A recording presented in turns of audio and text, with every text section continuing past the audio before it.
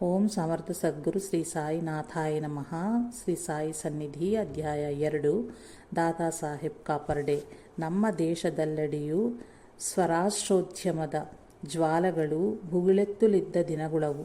ಅಂದೊಂದು ದಿನ ನಮ್ಮ ದೇಶದಲ್ಲಿ ವ್ಯಾಪಾರ ಮಾಡಿಕೊಳ್ಳಲು ಅನುಮತಿ ಕೊಡಿರೆಂದು ನಮ್ಮ ರಾಜರುಗಳ ಪಾದಕ್ಕೆರಗಿ ಪ್ರಾರ್ಥಿಸಿಕೊಂಡು ನಮ್ಮ ದೇಶದೊಳು ಬಂದ ಆಂಗ್ಲ ವರ್ತಕರು ನಯವಂಚನೆಯಿಂದಲೂ ಕುತಂತ್ರಗಳಿಂದಲೂ ಅನಂತರ ಕೇವಲ ರಾಕ್ಷಸ ಸತ್ವದಿಂದಲೂ ನಮ್ಮ ದೇಶದೊಳಗಿನ ರಾಜರುಗಳನ್ನು ಪ್ರಜೆಗಳನ್ನು ಎಲ್ಲ ವಿಧಗಳಿಂದ ಮೋಸಗೈದು ಹೆಬ್ಬಾವಿನಂತೆ ಇಡೀ ದೇಶವನ್ನೇ ನುಂಗುತ್ತಿರುವರೆಂದು ಪ್ರಜೆಗಳೆಲ್ಲರಿಗೂ ಸ್ಪಷ್ಟವಾದ ದಿನಗಳವು.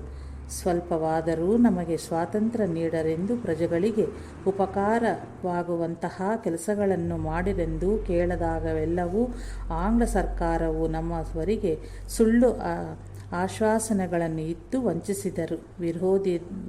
ವಿರೋಧಿಸಿದಲ್ಲಿ ಅತಿ ತೀವ್ರವಾಗಿ ನಮ್ಮ ಪ್ರಜೆಗಳನ್ನು ಶಿಕ್ಷಿಸುತ್ತಿದ್ದರು. ಇಷ್ಟರಲ್ಲಿಯೇ ನಮ್ಮ ದೇಶದ ಶ್ರೇಯಸ್ಸಿಗಾಗಿ ಶ್ರಮಿಸುತ್ತಿದ್ದ ರಾಷ್ಟ್ರೀಯ ಕಾಂಗ್ರೆಸ್ ಪಾರ್ಟಿಯಲ್ಲಿ ಬೀರುಕದ್ದಿತ್ತು. ಬಾಲಗಂಗಾಧರ್ ತಿಲಕ್ ನಾಯಕತ್ವದ ಒಂದು ವರ್ಗವು ದೇಶದ ಸಂಪೂರ್ಣ ಸ್ವಾತಂತ್ರ್ಯಕ್ಕಾಗಿ ಹೋರಾಡಲು ಮುಂದಾದರು. ಇವರನ್ನು ಬಿಳಿಯರ ಸರ್ಕಾರವು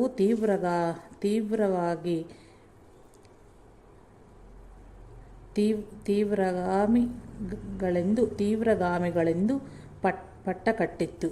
ಈ ವರ್ಗದವರಾದರೂ ನಮ್ಮ ದೇಶದಲ್ಲಿ ಆಂಗ್ಲ ಸರ್ಕಾರ ಮಾಡುತ್ತಿರುವ ದುಷ್ಟ ವೃತ್ತಿಗಳನ್ನು ಹೊರಗಿಡಿಸಿ ಪ್ರಜೆಗಳೆಲ್ಲರಿಗೂ ತಿಳಿಸಿ ಎಲ್ಲರನ್ನೂ ಸ್ವಾತಂತ್ರ್ಯ ಹೋರಾಟದಲ್ಲಿ ಪಾಲ್ಗೊಳ್ಳರೆಂದು ಬೋಧಿಸುತ್ತಿದ್ದರು. ಈ ವರ್ಗದ ಮುಖ್ಯ ನಾಯಕ ಶ್ರೀ ಬಾಲಗಂಗಾಧರ ತಿಲಕರಾಗಿದ್ದರು. ಇನ್ನೊಂದು ವರ್ಗವು ಪರಿಮಿತವಾದ ಸ್ವಯಂಪಾಲನೆಯಾಗಿ ಮಾತ್ರ ಶಾಂತಿಯುತವಾಗಿ ಹೋರಾಡುತ್ತಿತ್ತು. ಇವರ ಮುಖ್ಯ ನಾಯಕರಾದರು ಫಿರೋಜ್ ಶಾ ಮೆಹ್ತಾ, ದಾದಾಬಾಯಿ ನೌರೋಜಿ. ಆದರೆ ಕಡೆಗೆ ಈ ವರ್ಗವು ಸಹ ಪೂರ್ಣ ಸ್ವಾತಂತ್ರ್ಯಕ್ಕಾಗಿಯೇ ಹೋರಾಡಬೇಕೆಂದು ನಿರ್ಣಯಿಸಿಕೊಂಡಿತು. ಇದರೊಂದಿಗೆ ಬಿಳಿಯರ ಎದೆಗಳು ಡವಗುಟ್ಟಲಾರಂಭಿಸಿದವು. ಬಿಳಿಯರು ಅನ್ಯಾಯದ ಪರಾಕಾಷ್ಠೆಯನ್ನು ತಲುಪಿಯಾದರೂ ಉದ್ಯಮವರನ್ನು ಶಿಕ್ಷಿಸಿ ಉದ್ಯಮಗಳ ತೊಡೆದು ಹಾಕಬೇಕು ಎಂದು ನಿಶ್ಚಯಿಸಿಕೊಂಡರು. ತೀವ್ರಗಾಮಿಗಳಾದ ಬಾಲಗಂಗಾಧರ ತಿಲಕ್ ಅವರಿಗೆ ಬಲಭುಜವಾಗಿದ್ದವರು ದಾದಾ ಸಾಹೇಬ್ ಕಾಪರ್ಡೆ. ಅಂತೆಯೇ ಫಿರೋಜ್ ಶಾ ಮೆಹ್ತಾರಿಗೆ ಬಲಭುಜವಾಗಿದ್ದರು ಹರಿ ಸೀತಾರಾಮ್ ಕಾಕಾ ದೀಕ್ಷಿತ್. ಇವರಿಬ್ಬರು ಶ್ರೀ ಸಾಯಿನಾಥರ ಭಕ್ತರಾದರು. ತಿಲಕ್ ಮಹಾಶಯರು ಕೂಡ ಶ್ರೀ ಸಾಯಿಯನ್ನು ದರ್ಶಿಸಿ ಅವರ ಆಶೀರ್ವಾದ ಪಡೆದರು. ಆರತಿ ಹಾಡುಗಳನ್ನು ಬರೆದ ಕೃಷ್ಣರಾವ್ ಜೋಗೇಶ್ವರ್ ಭೀಷ್ಮರವರು ಕೂಡ ಯುವ ಪ್ರಾಯದಲ್ಲಿ ಸ್ವರಾಷ್ಟ್ರ ಹೋರಾಟದಲ್ಲಿ ಪಾಲ್ಗೊಂಡವರೇ ಆಗಿದ್ದರು. ನಮ್ಮ ಪ್ರಜೆಗಳನ್ನು ಸ್ವಂತ ಉದ್ಯಮದಲ್ಲಿ ಸಂಘಟಿತರನ್ನಾಗಿ ಮಾಡಲು ಬಾಲಗಂಗಾಧರ್ ತಿಲಕ್ ಅವರು ನಡೆಸಿದ ಶಿವಾಜಿ ಉತ್ಸವಗಳಲ್ಲಿಯೂ ಮತ್ತು ಗಣಪತಿ ಮಹೋತ್ಸವಗಳಲ್ಲಿಯೂ ಸಾಯಿ ಭಕ್ತರಾದ ದಾಸಗಣು ಅವರು ಕೂಡ ಪಾಲ್ಗೊಂಡು ಆಂಗ್ಲ ಪ್ರಭುತ್ವ ಅಧಿಕಾರಿಗಳಿಂದ ಅತ್ಯಂತ ಜಾಣಕ್ಷತೆಯಿಂದ ತಪ್ಪಿಸಿಕೊಂಡರು. ಆಂಗ್ಲ ಪ್ರಭುತ್ವ ಅಧಿಕಾರಿಗಳಿಂದ ಅತ್ಯಂತ ಚಾಣಕ್ಷತೆಯಿಂದ ತಪ್ಪಿಸಿಕೊಂಡರು. ಶ್ರೀ ಸಾಯಿಬಾಬಾ ಅವರ ಇನ್ನೊಂದು ರೂಪವೇ ಶ್ರೀ ಅಕ್ಕಲಕೋಟ್ ಸ್ವಾಮಿ ಸಮರ್ಥರು. ಅವರ ಬಳಿ ಉಗ್ರಗಾಮಿಯೂ ಸ್ವಾತಂತ್ರ್ಯ ಯೋಧರೂ ಆದ ವಾಸುದೇವ ಬಲ್ವಂತ್ ಫಡ್ಕೆ ಬಂದರು. ಭಾರತದ ಸ್ವಾತಂತ್ರ್ಯ ಹೋರಾಟವೆಂಬ ನಾಟಕ ಪ್ರದರ್ಶನಕ್ಕೆ ನೇಪಥ್ಯದಲ್ಲಿಯ ಸೂತ್ರಧಾರಿಯೇ ಶ್ರೀ ಶಿರಡಿ ಸಾಯಿಬಾಬಾ ಅವರು. ಕ್ರಿಸ್ತ ಶಕ 1908ಕ್ಕೂ ಮೊದಲೇ ತೀವ್ರಗಾಮಿಗಳ ವರ್ಗದ ನಾಯಕರೆಲ್ಲರನ್ನೂ ದೇಶದೆಲ್ಲೆಡೆ ಬಂಧಿಸಿ ಶಿಕ್ಷೆ ವಿಧಿಸಲು ಆಂಗ್ಲ ಪ್ರಭುತ್ವವು ಸಿದ್ಧಗೊಳ್ಳುತ್ತಲಿತ್ತು. ಆಂಗ್ಲ ಸರ್ಕಾರಕ್ಕೆ ವಿರುದ್ಧವಾಗಿ ಪಡೆಗಳನ್ನು ಎತ್ತಿಕೊಟ್ಟಿರುವರೆಂದು ದೋಷಾರೋಪಣೆ ಮಾಡಿ ಬಾಲಗಂಗಾಧರ ತಿಲಕರನ್ನು ಆಂಗ್ಲ ಸರ್ಕಾರವು ಬಂಧಿಸಿತು. ಇನ್ನೂ ಇಳಿದ ನಾಯಕರೊಂದಿಗೆ ಕಾಪರ್ಡೆಯೂ ಸಹ ಬಂಧನಕ್ಕೊಳಗಾಗುವ ಸಂಭವ ಹೆಚ್ಚಿತ್ತು. ದಾದಾ ಸಾಹೇಬ್ ಕಾಪರ್ಡೆ 1854 ಆಗಸ್ಟ್ 27 ಗಣೇಶ ಚೌತಿಯಂದು ಜನ್ಮಿಸಿದರು. ಬಡತನದಲ್ಲಿಯೇ ಹುಟ್ಟಿ ಬೆಳೆದ ಇವರು ಅಕೋಲಾದಲ್ಲಿಯ ಒಬ್ಬ ಪಂಡಿತನ ಬಳಿ ಸಂಸ್ಕೃತ ಮೊದಲಾದವುಗಳನ್ನು ಶಾಸ್ತ್ರೀಯ ಪದ್ಧತಿಯಲ್ಲಿ ಚೆನ್ನಾಗಿ ಕಲಿತರು.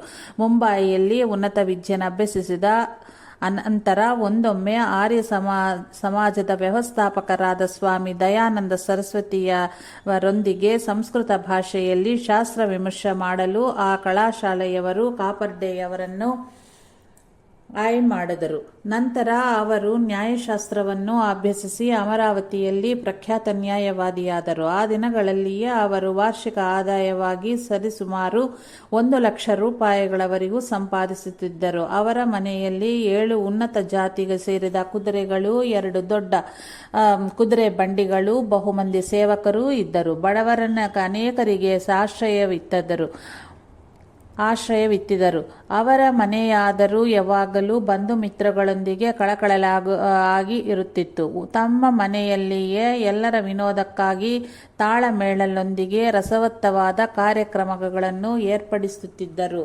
ಇವರು ಸಾಮಾಜಿಕ ಕಾರ್ಯಕ್ರಮಗಳಲ್ಲಿಯೂ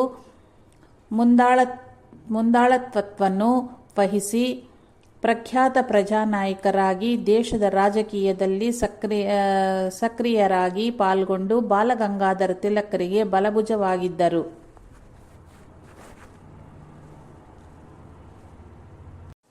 1908 ಜೂನ್ 24ರಂದು ಪ್ರಜೆಗಳನ್ನು ಆಂಗ್ಲ ಸರ್ಕಾರದ ವಿರುದ್ಧ ಎತ್ತಿಕಟ್ಟುತ್ತಿರುವರೆಂದು ಆರೋಪಿಸಿ ತಿಲಕರನ್ನು ಬಂಧಿಸಿ ಜುಲೈ 22ರಂದು ತಿಲಕ್ ಅವರನ್ನ 6 ವರ್ಷಗಳು ನಮ್ಮ ದೇಶದಲ್ಲಿಯೂ ಬರ್ಮಾದಲ್ಲಿಯೂ ಕಾರಾಗಾರ ಶಿಕ್ಷೆಯನ್ನು ವಿಧಿಸಿದರು. ಮುಂಬಯಿಯ ಹೈಕೋರ್ಟ್ ಇತ್ತ ಆ ತೀರ್ಪಿಗೆ ಇಂಗ್ಲೆಂಡಿನ ಪ್ರಿವಿ ಕೌನ್ಸಿಲ್ನಲ್ಲಿ ಅಪೀಲು ಹಾಕಲಿಕ್ಕಾಗಿ 1908 ಆಗಸ್ಟ್ 15ರಂದು ಕಾಪರ್ಡೆಯವರು ಇಂಗ್ಲೆಂಡ್ಗೆ ಹೊರಟರು. ಅದರ ಪ್ರಿವಿ ಕೌನ್ಸಿಲ್ನವರು ಅವರ ಅಪೀಲನ್ನು ಅಂಗೀಕರಿಸಲಿಲ್ಲ. ಆಗ ಅವರು ಬ್ರಿಟಿಷ್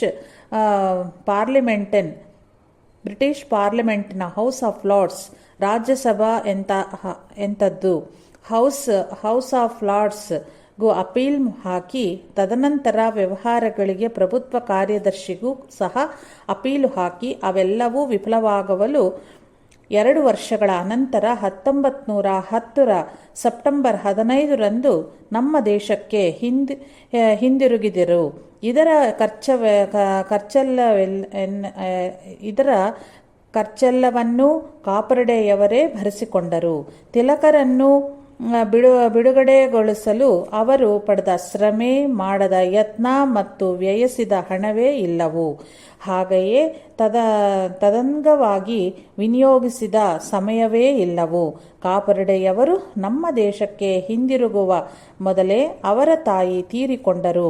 ಹಿಂದಿರುಗುವ ದಾರಿಯಲ್ಲಿ ರಂಗೋನ್ ಜೈಲಿನಲ್ಲಿ ತಿಲಕ್ ಮಹಾಶಯರನ್ನು ಭೇಟಿ ಮಾಡಿ ಸುಮಾರು 2 ವರ್ಷ 3 ತಿಂಗಳಿಗೆ ಕಾಪರ್ಡೆ ಮನೆಗೆ ಹಿಂದಿರುಗಿದರು.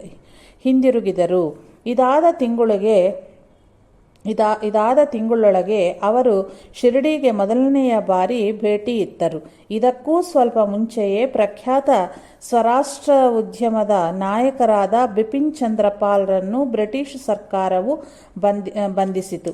ಅದರ ಅನಂತರ ಬ್ರಿಟಿಷ್ ಸರ್ಕಾರವು ಬಂಧಿಸಬೇಕಾದವರ ಪಟ್ಟಿಯಲ್ಲಿ ಕಾಪರ್ಡೆಯವರ ಹೆಸರು ಅಗ್ರಸ್ಥಾನದಲ್ಲಿ ಇದ್ದಿತ್ತು. ಶ್ರೀ ಸಾಯಿನಾಥರಿಗೆ ಕಾಪರ್ಡೆಯವರು ಇದಕ್ಕ ಮೊದಲಿನಿಂದಲೇ ತಿಳಿದಿದ್ದರೂ ಸಹ ಕಾಪರ್ಡೆಯವರಿಗೆ ಮಾತ್ರ ಶ್ರೀ ಸಾಯಿನಾಥರ ಬಗ್ಗೆ ಈ ಸಂದರ್ಭದಲ್ಲಿಯೇ ತಿಳಿಯಿತು.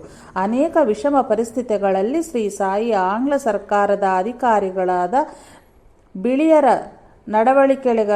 ನಡವಳಿಕೆಗಳ ತಿದ್ದಿ ಅವರಿಂದ ತಮ್ಮ ಭಕ್ತರನ್ನು ರಕ್ಷಿಸಿಕೊಂಡ ಅನೇಕ ಸಂದರ್ಭಗಳ ಬಗ್ಗೆ ಕೇಳದ ಕಾಪರ್ಡೆಯವರು ಇಂತಹ ಸಮಯದಲ್ಲಿ ಅವರನ್ನು ಆಶ್ರಯಿಸಿದಲ್ಲಿ ತನಗೆ ಇತ್ತ ಐಹಿಕವಾಗಿ ರಕ್ಷಣೆಯೂ ಅತ್ತ ಆಧ್ಯಾತ್ಮಿಕವಾಗಿ ಶ್ರೀ ಸಾಯಿನಾಥರ ಅನುಗ್ರಹ ಆಶೀರ್ವಾದಗಳು ದೊರೆಯಬಹುದೆಂದು ತಿಳಿದರು. ಆದರೆ ಆಗ ಕಾಪರ್ಡೆಗೆ ಹಾಗೆ ಅನಿಸಿತೋ ಏನೋ, ನಿಜವಾದ ಕಾರಣ ಅವರಿಗೇನು ಗೊತ್ತು. ಆದರೆ ಶ್ರೀ ಸಾಯಿಗೆ ಎಲ್ಲವೂ ತಿಳಿದಿದೆ. ಅನಂತರ ಒಂದು ಬಾರಿ ಅವರೊಂದಿಗೆ ಶ್ರೀ ಸಾಯಿನಾಥರು ಒಂದೊಮ್ಮೆ ನಾನು, ನೀನು, ಬಾಪು ಸಾಹೇಬ್ ಜೋಗ್, ಕಾಕಾ ದೀಕ್ಷಿತ್, ಶ್ಯಾಮ, ದಾದಾ ಕೇಲ್ಕರ್ ಎಲ್ಲರೂ ನಮ್ಮ ಗುರುಗಳೊಂದಿಗೆ ಬೀದಿ ಕೊನೆಯೊಂದರಲ್ಲಿ ಜೀವಿಸಿದವು. ಆದ್ದರಿಂದಲೇ ಈಗ ನಿಮ್ಮ ಎಲ್ಲರನ್ನೂ ಮತ್ತೆ ಒಂದೆಡೆ ಸೇರಿಸುತ್ತಲಿರುವೆನು ಎಂದರು. ಶ್ರೀ ಸಾಯಿಯವರೇ ಮತ್ತೊಮ್ಮೆ ತಾವು ಕಾಪರ್ಡೆ ಒಂದೇ ಕುಟುಂಬಕ್ಕೆ ಸೇರಿರುವೆಂದು, ಅದರ ಸ್ವಲ್ಪ ಕಾಲಕ್ಕೆ ಕಾಪರ್ಡೆಯಾದರೂ ಕುಟುಂಬವ ಆಗಲಿ ರಾಜರ ದರ್ಬಾರಿನಲ್ಲಿ ಉದ್ಯೋಗಾರ್ಥಕವಾಗಿ ಹೊಂದನೆಂದು ಹೇಳಿದರು. ಕೀರ್ತಿ, ಧನ, ಸಂಸಾರ, ಸುಖ, ಪದವಿಯ ಕೋರುವ ರಾಜಸ ಪ್ರವೃತ್ತಿಯು ಅವರಿಗೆ (ಕಾಪರ್ಡೆ) ಹಿಂದಿನ ಜನ್ಮಗಳಲ್ಲಿಯೇ ಇದೆ ಎಂದು ಶ್ರೀ ಸಾಯಿ ಸೂಚಿಸಿದರು. ಅವರನ್ನು ಗತ ಜನ್ಮಗಳಲ್ಲಿಯೇ ಸಾಧ್ಯವಾದಷ್ಟು ಸಂಸ್ಕರಿಸಿ ಈ ಜನ್ಮದಲ್ಲಿ ಯಥಾಶಕ್ತಿ ದೇಶ ಸೇವೆ ಮಾಡುವಂತೆ ಶ್ರೀ ಸಾಯಿನಾಥರು ಅವರನ್ನು ರೂಪಿಸಿದರೆಂದು ತಿಳಿಯಬಹುದಾಗಿದೆ. ಅಷ್ಟೇ ಅಲ್ಲ, ಈ ಜನ್ಮದಲ್ಲಿಯೂ ಕೂಡ ಅವರ (ಕಾಪರ್ಡೆ) ಶಕ್ತಿಗನುಸಾರವಾಗಿ ದೇಶ ಸೇವೆ ಮಾಡಿದ ಅನಂತರ ಅವರಿಗೆ ಆಂಗ್ಲ ಸರ್ಕಾರದಿಂದ ಉಂಟಾಗುವ ಪ್ರಮಾದದಿಂದ ರಕ್ಷಿಸುವುದರೊಂದಿಗೆ ಮತ್ತೆ ಸಾಧ್ಯವಾದಷ್ಟು ಆಧ್ಯಾತ್ಮಿಕ ಪುರೋಗತಿಯನ್ನು ಪ್ರಸಾದಿಸುವುದು ಶ್ರೀ ಸಾಯಿಯ ಸಂಕಲ್ಪವಾಗಿದ್ದಿತು. ಭಗವಂತನ ಆಜ್ಞೆ, ನನ್ನ ಕರೆಯಿಲ್ಲದೆ ಇಲ್ಲಿಗ್ಯಾರೂ ಬರಲಾರರು, ಯಾರೂ ತಾವಾಗಿ ಇಲ್ಲಿಗೆ ಬಾರರು. ನಾನೇ ಅನೇಕ ಆಮಿಷಗಳೊಡ್ಡಿ ಅವರನ್ನು ನನ್ನ ಬಳಿಗೆ ಕರೆಯಿಸಿಕೊಳ್ಳುತ್ತೇನೆ. ಗುಬ್ಬಚ್ಚಿಯ ಕಾಲಿಗೆ ದಾರ ಕಟ್ಟಿ ಹತ್ತಿರ ಎಳೆದುಕೊಳ್ಳುವಂತ ನನ್ನವನನ್ನು ಎಲ್ಲಿದ್ದರೂ ನನ್ನ ಬಳಿಗೆ ಎಳೆದುಕೊಳ್ಳುತ್ತೇನೆ ಎನ್ನುತ್ತಿದ್ದರು ಶ್ರೀ ಸಾಯಿ. ಇನ್ನೊಂದು ವಿಷಯ, ಮುಂದೆ ಕಾಪರ್ಡೆಯನ್ನು ನಿಮಿತ್ತ ಮಾಡಿಕೊಂಡು ಬಾಲಗಂಗಾಧರ ತಿಲಕರನ್ನು ಶ್ರೀ ಸಾಯಿನಾಥರು ತಮ್ಮ ಬಳಿಗೆ ಕರೆಯಿಸಿಕೊಳ್ಳಬೇಕಲ್ಲವೇ? ತಾವು ಅಂದುಕೊಂಡಂತೆಯೇ ಕಾಪರ್ಡೆಯವರು ಡಿಸೆಂಬರ್ 5, 1910 ಶಿರಡಿ ಸೇರಿದರು. ಅಲ್ಲಿಯಾದರೂ ಶ್ರೀ ಸಾಯಿನಾಥರ ದರ್ಶನಾರ್ಥಕವಾಗಿ ಲೆಕ್ಕವಿಲ್ಲದಷ್ಟು ಪಾಮರ ಜನರೊಂದಿಗೆ ತಮ್ಮಂತೆಯೇ ಚೆನ್ನಾಗಿ ಓದಿಕೊಂಡವರು, ವಿವಿಧ ಸ್ಥಾಯಿಗಳಿಗೆ ಸೇರಿದ ಪ್ರಭುತ್ವ ಉದ್ಯೋಗಿಗಳು ಕೂಡ ಬರುತ್ತಿದ್ದಾರೆಂಬುದ ಗುರುತಿಸಿದರು. ಪ್ರಭುತ್ವದ ಉದ್ಯೋಗದಲ್ಲಿ ಅವರಿಗುಂಟಾದ ಸಮಸ್ಯೆಗಳನ್ನು ಶ್ರೀ ಸಾಯಿ ಬಗೆಹರಿಸದರೆಂಬುದನ್ನು ತಿಳಿದುಕೊಂಡರು. ಆಗ ಅವರು ಶ್ರೀ ಸಾಯಿ ಸನ್ನಿಧಿಯಲ್ಲಿ 1 ವಾರ ಮಾತ್ರ ತಂಗಿದ್ದರು. ಅನಂತರ ಶ್ರೀ ಸಾಯಿನಾಥರು ಅನುಮತಿಯ ಮೇರೆಗೆ ಮನೆಗೆ ಹೊರಟರು. ಆದರೆ 1911ರಲ್ಲಿ ಪರಿಸ್ಥಿತಿಗಳಾದರೂ ಕಾಪರ್ಡೆಗೂ ಮತ್ತು ಅವರ ಜೊತೆಯವರಿಗೂ ಮತ್ತಷ್ಟು ಪ್ರಮಾದಕರವಾಗಿ ಮಾರ್ಪಟ್ಟಿತ್ತು. ಕಾಂಗ್ರೆಸ್ನಲ್ಲಿಯ ಮಂದಗಾಮಿಗಳು ತೀವ್ರಗಾಮಿಗಳನ್ನು ವಿರೋಧಿಸಿದರು. ಆಂಗ್ಲ ಸರ್ಕಾರವು ಇದನ್ನು ಅವಕಾಶ ಮಾಡಿಕೊಂಡು ತೀವ್ರಗಾಮಿಗಳ ಮೇಲೆ ಮತ್ತಷ್ಟು ಕಠಿಣವಾಗಿ ವ್ಯವಹರಿಸಲಾರಂಭಿಸಿತು.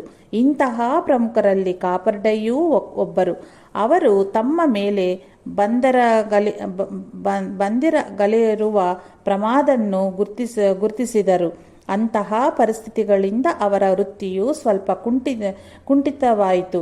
ಯಾವ ಕ್ಷಣದಲ್ಲಾದರೂ ಆಂಗ್ಲ ಪ್ರಭುತ್ವವು ಕಾಪರ್ಡೆಯವರನ್ನು ಬಂಧಿಸಿ ಅಂಡಮಾನ್ ದ್ವೀಪದ ಜೈಲಿನಲ್ಲಿ ಹಾಕಬಹುದು ಎಂದು ಹೆದರಿ ಯಾವ ಪಾರ್ಟಿಯವರೂ ಕಾಪರ್ಡೆಯವರನ್ನು ನ್ಯಾಯವಾದಿಯಾಗಿ ಇರಿಸಿಕೊಳ್ಳಲು ನಿರಾಕರಿಸಿದರು.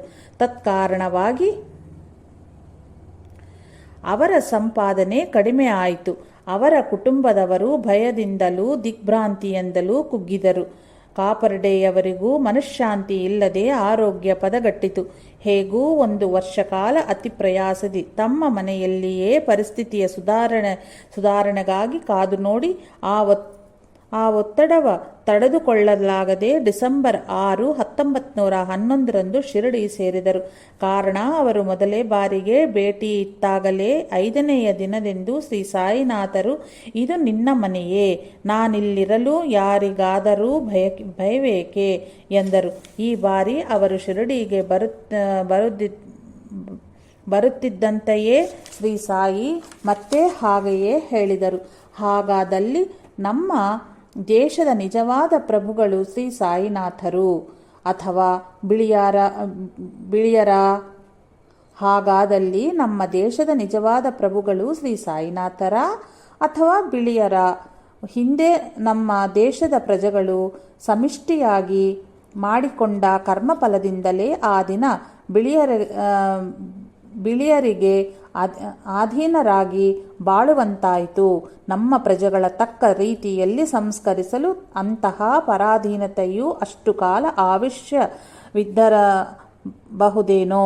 ಪರಿಸ್ಥಿತಿ ವಿಷಮಗೊಂಡು ಒತ್ತಡ ಹೇರಿದಾಗಲೂ ಸ್ವಲ್ಪ ಮಾತ್ರವೇ ಬದಲಾವಣೆಗೆ ಆಗುವುದು.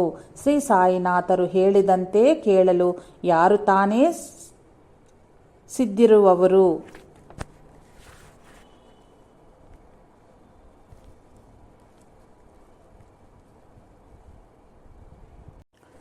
ಕಾಪರ್ಡೆಯವರ ಪರಿಸ್ಥಿತಿಯೂ ಹಾಗೆಯೇ ಇದ್ದಿತ್ತು. ವಿಧಿಯಿಲ್ಲದೆ ರಕ್ಷಣೆ ಮತ್ತು ಮನಃಶಾಂತಿಗಾಗಿ ಅವರು ಶಿರಡಿ ಸೇರಿದರೆ ಹೊರತು ಶ್ರೀ ಸಾಯಿನಾಥರು ಅವರಿಗೆ ಅಭಯವಿತ್ತರೂ ಸಹ ಅವರ ಮನಸ್ಸು ಮಾತ್ರ ಅತಿ ಶೀಘ್ರವಾಗಿ ಮತ್ತೆ ಅಮರಾವತಿಯಾದ ತಮ್ಮ ಊರನ್ನು ಸೇರಿ ತಮ್ಮ ವೃತ್ತಿಯನ್ನು ಮುಂದುವರಿಸಿ ತಮ್ಮ ಕುಟುಂಬವ ಕಾಪಾಡಿಕೊಳ್ಳಬೇಕೆಂಬ ತಾಪತ್ರಯವೂ ಅವರಲ್ಲಿ ಹೆಚ್ಚುತ್ತಲೇ ಹೋಯಿತು.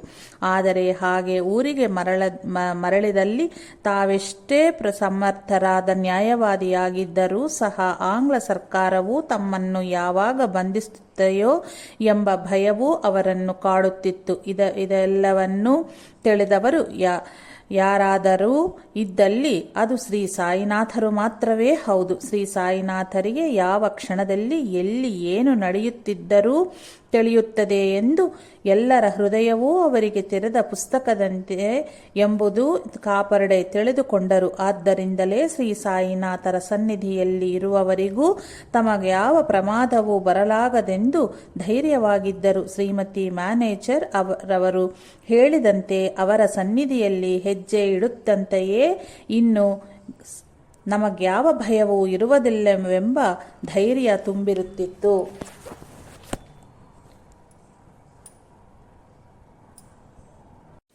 ಎಷ್ಟಾದರೂ ಕಾಪರ್ಡೆ ಮಾನವ ಮಾತ್ರನೇ ಅಲ್ಲವೇ? ಅಮರಾವತಿಯಿಂದ ನ್ಯಾಯಾಲಯದಲ್ಲಿ ತಮ್ಮ ಪರವಾಗಿ ವಾದಿಸಬೇಕೆಂದು ಕೋರಿಕೊಳ್ಳುತ್ತಾ ಯಾರಾದರೂ ಯಾವಾಗಲಾದರೂ ಪತ್ರ ಬರೆದಲ್ಲಿ ಮತ್ತೆ ಅಲ್ಲಿಗೆ ಹೋಗಿ ತಮ್ಮ ವೃತ್ತಿಯನ್ನು ಮುಂದುವರೆಸಬೇಕೆಂಬ ಆಕಾಂಕ್ಷೆ ಅವರಲ್ಲಿ ಹಾತುರೆ ಎತ್ತುಲಿತ್ತು.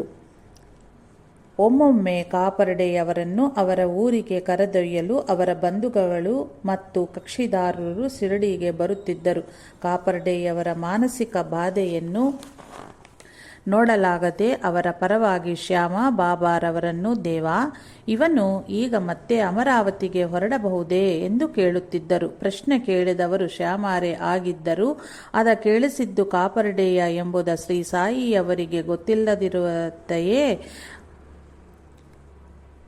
ಆದರೆ ಕಾಪರ್ಡೆಯವರಿಗೆ ಸಹನೆಯ ಕಲಿಸಿ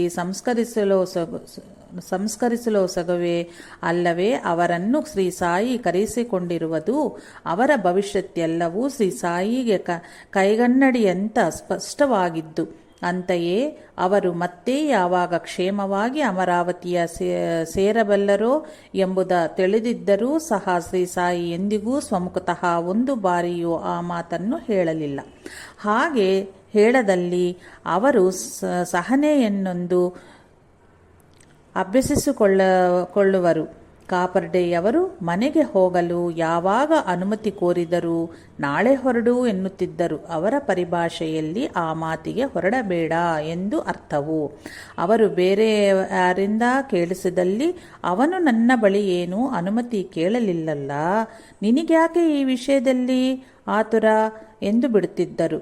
ಹಾಗೆಯೇ ಕೆಲವು ದಿನಗಳು ಕಳೆದವು. ಇನ್ನೂ ಶ್ರೀ ಸಾಯಿ ಅನುಮತಿ ಕೊಡರು ಎಂದು ನಿಶ್ಚಯಿಸಿಕೊಂಡು ಕಾಪರ್ಡೆ ಕೇಳುವುದನ್ನೇ ನಿಲ್ಲಿಸಿದರು. ಒಂದೆಡೆ ಸಾಧ್ಯವಾದಷ್ಟು ಬೇಗ ಮನೆಗೆ ಹಿಂದಿರುಗಬೇಕು ಅಂತ ಅನಿಸಿದರೂ ಹಾಗ ಮಾಡಲಿಲ್ಲ. ನಾಳೆಯ ದಿನ ಆಂಗ್ಲ ಸರ್ಕಾರದಿಂದ ಆಪತ್ತುಂಟಾಗದಂತ ರಕ್ಷಿಸೋ ಸಲುಗೆ ತಮ್ಮನ್ನು ಹಿಂದಿರುಗಕೂಡತಿಲ್ಲವೆಂದು ಕಾಪರ್ಡೆ ತಿಳಿದ ಕಾರಣ ತಮ್ಮ ಮನಸ್ಸನ್ನು ಸಮಾಧಾನಪಡಿಸಿಕೊಳ್ಳುತ್ತಿದ್ದರು. ಇದು ಕೂಡ ಒಂದು ವಿಧವಾಗಿ ವಿಶ್ವಾಸದಿಂದ ಕೂಡಿದ ಸಹನೆಯನ್ನು ಅಭ್ಯಸಿಸಿಕೊಳ್ಳುವುದೇ ಹೌದು.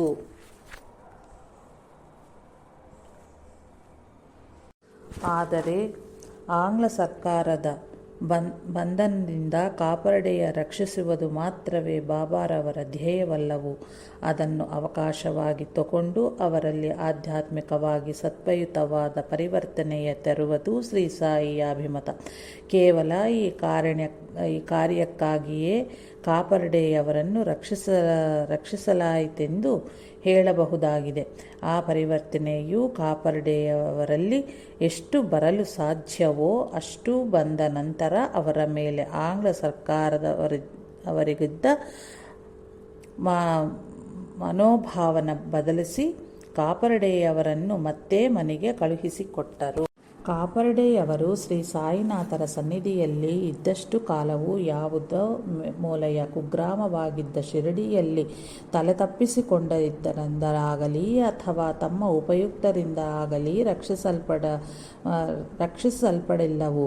ಇಡೀ ದೇಶವನ್ನು ನಿರಂಕುಶವಾಗಿ ಪಾಲಿಸುತ್ತಿದ್ದ ಆಂಗ್ಲ ಸರ್ಕಾರಕ್ಕೆ ಯಾವುದೋ ಒಂದು ಸೇವಾ ಮಾತ್ರದಿಂದ ಕಾಪರ್ಡೆಯನ್ನು ಬಂಧಿಸುವುದೇನೂ ಕಷ್ಟಕರವಾಗಲಿಲ್ಲ.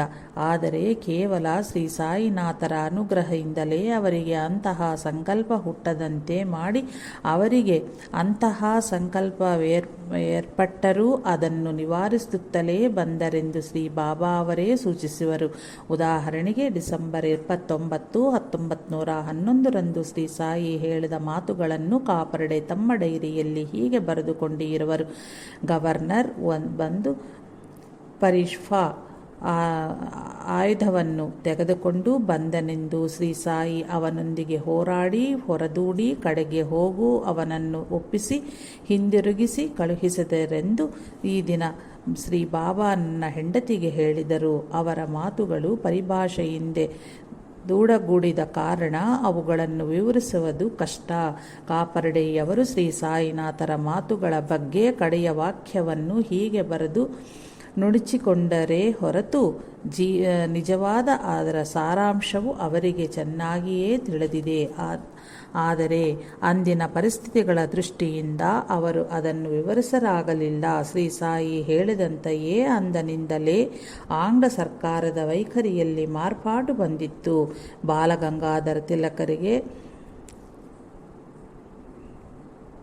ಕಾರಾಗಾರ ಶಿಕ್ಷೆಯನ್ನು ವಿಧಿಸಿದ್ದರಿಂದಲೇ ಪ್ರಜೆಗಳು ಕ್ರುದ್ಧರಾಗಿರುವರೆಂದು ಕಾಪರ್ಡೆಯಂತಹ ಮತ್ತೆ ಕೆಲ ಮಂದಿ ನಾಯಕಗಳನ್ನು ಶಿಕ್ಷಿಸಿದಲ್ಲಿ ಪ್ರಜೆಗಳು ದಂಗೆಯೊಡುವರೆಂಬ ಭಯವೂ ಸರ್ಕಾರಕ್ಕೆ ಹುಟ್ಟಿತ್ತು. ಆದ್ದರಿಂದ ಕಾಪರ್ಡೆಯನ್ನು ಬಿಂಬಡದೆ ಹುಡುಕಿ ಶಿಕ್ಷಿಸಬೇಕೆಂಬ ಸಂಕಲ್ಪವನ್ನು ಬಿಡಬೇಕಾಯಿತು. ಸ್ವಲ್ಪ ಕಾಲದ ಮಟ್ಟಿಗೆ ಇಂತಹ ಯಾವುದೇ ಕ್ರೂರ ಕರ್ಮಗಳ ಕೈಗೊಳ್ಳದಿದ್ದಲ್ಲಿ ಪ್ರಜೆಗಳ ಕೋಪವು ತಣ್ಣಗಾಗಬಹುದೆಂದು ಅಧಿಕಾರಿಗಳಿಗೆ ಸ್ಫುರಿಸಿತು. ಅಲ್ಲಿಯವರೆಗೂ ಕಾಪರ್ಡೆಗೆ ಆ ವಿಷಯವನ್ನು ಹೇಳದೆ ಅವರ ಆತುರತೆಯೊಂದಿಗೆ ಶ್ರೀ ಸಾಯಿ ಚಿಲ್ಲಾಟವಾಡುತ್ತಿದ್ದರು. ಒಂದು ದಿನ ಅವರು ನಮಸ್ಕರಿಸುತ್ತಿದ್ದಂತೆಯೇ ಪಕ್ಕದಲ್ಲಿದ್ದವನೊಂದಿಗೆ ಇವನು ಓಡಿಹೋಗಲು ಯತ್ನಿಸುತ್ತಿರುವನು ಎಂದು ಹೇಳಿದರು ಬಾಬಾ. ಆಗ ಅಲ್ಲಿದ್ದ ಭಕ್ತರೆಲ್ಲರನ್ನೂ ಕಳುಹಿಸಿ ಕಾಪರ್ಡೆಯವರನ್ನು ಏಕಾಂತದಿ ಆದರೆ ಅವರ ಪರೀಕ್ಷಿಸಲೋ ಸೊಗವೇ ಎಂಬಂತೆ ಮರುದಿನವೇ ಕಾಪರ್ಡೆಯವರನ್ನು ಅಮರಾವತಿಗೆ ಕರೆದೊಯ್ಯಲು ಅವರ ಮಗ ಬಂದನು. ಕಾಪರ್ಡೆ ಮನೆಗೆ ಬಾರದಿದ್ದ ಮನೆಯ ಖರ್ಚುವೆಚ್ಚಗಳಿಗೆ ತಕ್ಕ ಆದಾಯ ಇಲ್ಲದ ಕಾರಣ ಮನೆಯ ವಾತಾವರಣವು ಸಂದಿಗ್ಧವಾಗಿವೆಂದು ಹೇಳಿದನು. ಆ ಮರುದಿನ ಅವರ ಮಗನು ಗೋಪಾಲರಾವ್ ಎಂಬುವರೊಂದಿಗೆ ಬಾಬಾರವರ ಬಳಿ ಸಾರಿ ಕಾಪರ್ಡೆಯವರನ್ನು ಮನೆಗೆ ಕರೆದೊಯ್ಯಲು ಅವರ ಅನುಮತಿ ಬೇಡಿದನು. ಮೊದಲು ಶ್ರೀ ಬಾಬಾ ಅನುಮತಿ ಇತ್ತರು. ಆದರೆ ಅವರು ಹಿಂಪ್ರಯಾಣಕ್ಕೆ ಸಾಮಾನು ಸರಂಜಾಮಗಳ ಸಿದ್ಧಪಡಿಸಿಕೊಂಡ ಅನಂತರ, ಅಂದರೆ ಕಾಪರ್ಡೆಯ ಆಸೆಯು ಚಿಗುರಿ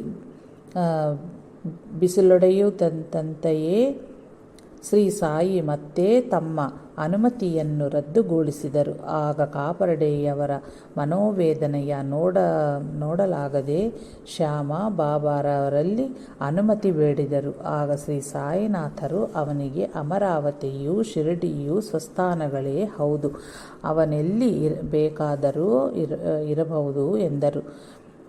ಆಗ ಶ್ಯಾಮರಿಗೆ ಸ್ವಲ್ಪ ಆಶೆ ಹುಟ್ಟಿತು. ಆದರೆ ಮರುಕ್ಷಣವೇ ಶ್ರೀ ಸಾಯಿ ಅವನು ಮತ್ತೊಂದಿಗೆ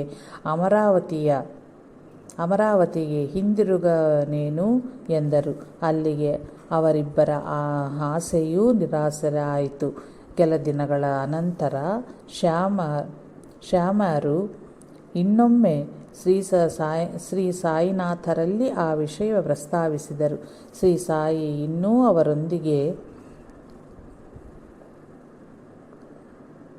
ಚೆಲ್ಲಾಟವಾಡಲು ಇಷ್ಟಪಡದೆ, ಕಾಪರ್ಡೆ ಮತ್ತೆ ಅಮರಾವತಿಗೆ ಹಿಂದಿರುಗಲು ಪರಿಸ್ಥಿತಿ ಇನ್ನೂ ಅನುಕೂಲವಾಗಿಲ್ಲವು ಎಂದರು.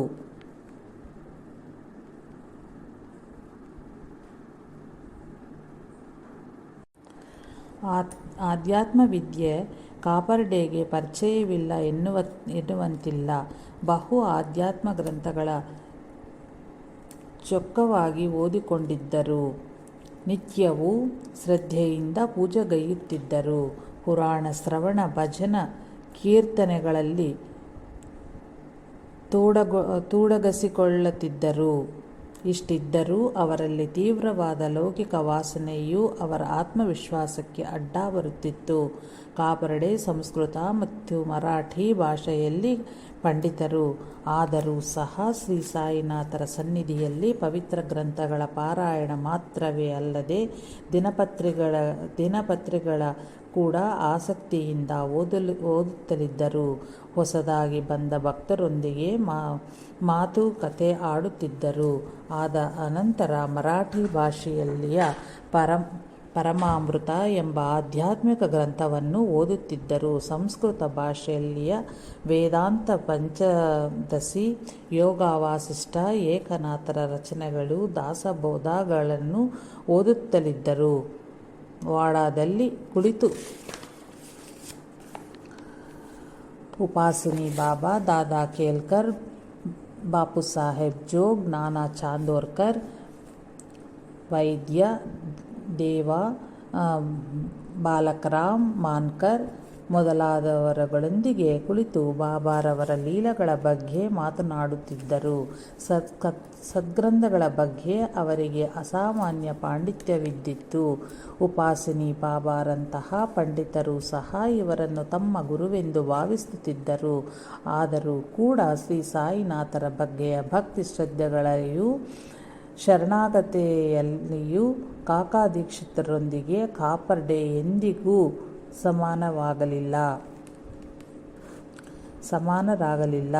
ಕಾರಣ, ಒಂದೆಡೆ ಕಾಪರ್ಡೆ ಆಧ್ಯಾತ್ಮ ಗ್ರಂಥಗಳೆಷ್ಟು ಪಾಂಡಿತ್ಯವಿದ್ದರೂ, ಎಷ್ಟು ದೇಶ ಸೇವೆ ಮಾಡುತ್ತಲಿದ್ದರೂ ವ್ಯಕ್ತಿಗತವಾದ ಸುಖ ಸಂತೋಷಗಳ ಬಗ್ಗೆಯೂ ಗೌರವ ಪ್ರತಿಷ್ಠೆಗಳ ಬಗ್ಗೆಯೂ ಅವರಿಗೆ ತೀವ್ರವಾದ ವ್ಯಾಮೋಹ ಇದ್ದಿತು. ಇವುಗಳಾಗಿಯೇ ಪ್ರಧಾನವಾಗಿ ಶ್ರೀ ಸಾಯಿಯನ್ನು ಸೇವಿಸಿದರು. ಕಾಪರ್ಡೆ ಆಗಾಗ ಶ್ರೀ ಬಾಬಾರಲ್ಲಿಯ ಅಪಾರವಾದ ಆಧ್ಯಾತ್ಮಿಕ ಶಕ್ತಿಯ ನೋಡಿ ಅತ್ಯಂತ ಮುಗ್ಧನಾಗುತ್ತಿದ್ದರು. ಅನೇಕ ಬಾರಿ ಶ್ರೀ ಸಾಯಿ ತಮ್ಮ ಮೇಲೆ ಯೋಗದೃಷ್ಟಿಯ ಬೀರಿದರೆಂದೂ ಅದ ಅನಂತರ ಕೆಲವು ಗಂಟೆಗಳವರೆಗೂ ತಾವು ಅದ್ಭುತವಾದ ಶಾಂತಿಯನ್ನು ಅನುಭವಿಸುವುದರೆಂದರೂ ತಮ್ಮ ಡೈರಿಯಲ್ಲಿ ಬರೆದುಕೊಂಡಿರುವರು. ಶ್ರೀ ಸಾಯಿ ಸರ್ವಸಮರ್ಥರೆಂದು, ಶಿರಡಿಯಲ್ಲಿ ಇವರವರೆಗೂ ತಮ್ಮ ಯಾವ ಭಯವೂ ಇಲ್ಲವೆಂದು ಅವರಿಗೆ ದೃಢಪಟ್ಟಿತ್ತು. ಎಂ.ಡಬ್ಲ್ಯೂ. ಪ್ರಧಾನವರು ಬರೆದ ಗ್ರಂಥಕ್ಕೆ ಮೊದಲು ಮಾತುಗಳಲ್ಲಿ ದೈವವೆಂದರೆ ತಮಗಿರುವ ಭಾವಕ್ಕೆ ಶ್ರೀ ಸಾಯಿನಾಥರು ಅತ್ಯಂತ ಸನ್ನಿಹಿತರಾಗಿರುವರೆಂದು ಬರೆದಿರುವರು. ಹೀಗಿದ್ದರೂ ಸಹ ತರದೆ ಹೃದಯದಿಂದ ಶ್ರೀ ಸಾಯಿನಾಥರ ಮಹಿಮೆಯನ್ನು ಕೀರ್ತಿಸಲು ಅವರಿಗೆ ಆತ್ಮಾಭಿಮಾನ ಅಡ್ಡಿ ಪಡಿಸುತ್ತಿರಲು ಅವರ ಮಹಿಮೆಯನ್ನು ಸಾಕ್ಷಿಯಾಗಿ ನೋಡಿದ ಸಂದರ್ಭಗಳನ್ನೂ ಕೂಡ ತಮ್ಮ ಡೈರಿಯಲ್ಲಿ ಕೇವಲ ಯಥಾತಥವಾಗಿಯೂ ತಟಸ್ಥವಾಗಿಯೂ ಮಾತ್ರವೇ ಬರೆದುಕೊಂಡಿರುವರು. ಡಿಸೆಂಬರ್ 1911ರಿಂದ ಶಿರ್ಡಿಯಲ್ಲಿ 3 ತಿಂಗಳುಗಳ ಕಾಲ ಪ್ಲೇಗ್ ವ್ಯಾಧಿ ಹರಡಿತ್ತು. ಒಂದು ದಿನ ಶ್ರೀಬಾಬಾ ಯಾರನ್ನೂ ಬೈಯುತ್ತಿರುವರೋ ತಿಳಿಯದೆ ನಿಷ್ಕಾರಣವಾಗಿ ಬೈದು ತಾವು ಕಾಪರ್ಡೆಯನ್ನು ಅವರ ಮಗ ಬಲವಂತನನ್ನು ರಕ್ಷಿಸಿರುವ ಎಂದು ಹೇಳಿದರು. ಅನಂತರ ಕೆಲವು ದಿನಗಳಲ್ಲಿಯೇ ಕಾಪರ್ಡೆಯವರ ಮಗ ಬಲವಂತಿಗೂ ಸಹ 3 ವಾರಗಳು ತೀವ್ರವಾದ ಜ್ವರ, ದೇಹದ ಮೇಲೆ ಪ್ಲೇಗು ಬೊಬ್ಬೆಗಳು ಎದ್ದವು. ಆಗ ಕಾಪರ್ಡೆಯ ಹೆಂಡತಿಯ ಕಣ್ಣೀರು ಸುರಿಸುತ್ತಾ ಮಗನನ್ನು ಅಮರಾವತಿಯ ತಮ್ಮ ಮನೆಗೆ ಕರೆದೊಯ್ಯಲು ಅನುಮತಿ ಕೋರಲು ಶ್ರೀ ಬಾಬಾ ಅನುಮತಿ ನೀಡಲಿಲ್ಲ. ಬಾಬಾ ಮತ್ತೆ ಸಾಯಂಕಾಲದಲ್ಲಿ ತೋಟಕ್ಕೆ ಹೋಗಿ ಬರುತ್ತಿರಲು ವಾಡಾದ ಬಳಿ ಆಕೆ ಶ್ರೀ ಸಾಯಿನಾಥರನ್ನು ದರ್ಶಿಸಿ ಅವರ ಪಾದಗಳ ಹಿಡಿದುಕೊಂಡು ಕಣ್ಣೀರಿಂದ ತನ್ನ ಬಾಧೆಯನ್ನು ಹೇಳಿಕೊಂಡಳು. ತಾನು ಶಿರಡಿಗೆ ಬಂದದ್ದು ತನ್ನ ಮಗುವಿನ್ನು ಬಲಿ ಕೊಡಲು ಸಿಗುವೆ ಎಂದು ಕೇಳಿದಳು. ಬಲವಂತನ ಪರಿಸ್ಥಿತಿಯ ಬಗ್ಗೆ ಕೇಳಿದ ಅನಂತರ ಅತ್ಯಂತ ವಾತ್ಸಲ್ಯದಿಂದ ಆಕಾಶದಲ್ಲಿ ಮೋಡ ಕವಿದಿದೆ, ಮೋಡಗಳು ಒಂದಕ್ಕೊಂದು ಬಡಿದುಕೊಂಡು ಮಳೆ ಸುರಿದ ಅನಂತರ ಆಕಾಶವು ಸ್ವಚ್ಛವಾಗುವುದು, ಭಯವೇಕೆ ಎಂದು ಹೇಳಿ ತಮ್ಮ ಕಫ್ನಿಯನ್ನು ನಡುವಿನವರೆಗೂ ಮೇಲಕ್ಕೆತ್ತಿ ತಮ್ಮ ಮೈಮೇಲೆ ಇರುವ ಕೋಳಿ ಮೊಟ್ಟೆ ಗಾತ್ರದ 4 ಪ್ಲೇಗಿನ ಬೊಬ್ಬೆಗಳನ್ನು ತೋರಿಸಿ, ನೋಡು ತಾಯಿ, ನಿನ್ನ ಎಲ್ಲ ಬಾಧೆಗಳನ್ನು ನನ್ನ ಮೇಲೆಯೇ ತೆಗೆದುಕೊಂಡಿದ್ದೇನೆ ಎಂದರು. ಆ ದೃಶ್ಯ ಕಂಡ ಎಲ್ಲರೂ ಆ ದಿವ್ಯ ಲೀಲೆಗೆ ಆಶ್ಚರ್ಯಚಕಿತರಾದರು. ಶೀಘ್ರದಲ್ಲಿಯೇ ಬಲವಂತ ಮತ್ತು ಶ್ರೀ ಸಾಯಿನಾಥರಿಗೂ ವ್ಯಾಧಿ ಕಡಿಮೆ ಆಯಿತು. ತೀವ್ರವಾದ ಜ್ವರದಿಂದ ಬಾಧಪಡುತ್ತಲಿದ್ದ ಒಬ್ಬ ಭಕ್ತನು ತನ್ನ ಮಗನ ಮುಖಾಂತರ 500 ರೂಗಳನ್ನು ದಕ್ಷಿಣೆಯಾಗಿ ಕಳುಹಿಸಿದ. ಶ್ರೀ ಬಾಬಾ ಅವರು ಅದನ್ನು ಸ್ವೀಕರಿಸುತ್ತಂತೆಯೇ ಆ ಜ್ವರವು ಶ್ರೀ ಸಾಯಿಯವರಿಗೆ ಸೋಗಿ ತಕ್ಷಣವೇ ಆ ರೋಗಿಯೂ ಸ್ವಸ್ಥನಾದನು. ಇಂತಹ ಬಹು ಸನ್ನಿವೇಶಗಳನ್ನು ಕಾಪರ್ಡೆಯವರು ಪ್ರತ್ಯಕ್ಷವಾಗಿ ಕಂಡು ಕೇಳಿದ್ದು ಉಂಟು. ಆದರೆ ಭಕ್ತಿ ಪರವಶರಾಗದೇ ಹೋದರು. ಬಲವಂತನಿಗೆ ರೋಗ ತಗುಲುತ್ತಂತೆಂದು ತಿಳಿದಿದ್ದ ಬಾಬಾರವರು ಅದು ಯಾವ ರೀತಿಯಲ್ಲಿಯೋ ಅವನಿಗೆ ಪ್ರಮಾದವಾಗದಂತೆ ಹೇಗೆ ಕಾಪಾಡಿದರೋ ಎಂಬ ವಿಷಯವನ್ನು ಕೃತಜ್ಞತಾಪೂರ್ವಕವಾಗಿ ತಮ್ಮ ಡೈರಿಯಲ್ಲಿ ಸವಿವರವಾಗಿ ಬರೆದುಕೊಳ್ಳಲಾರದೆ ಹೋದರು.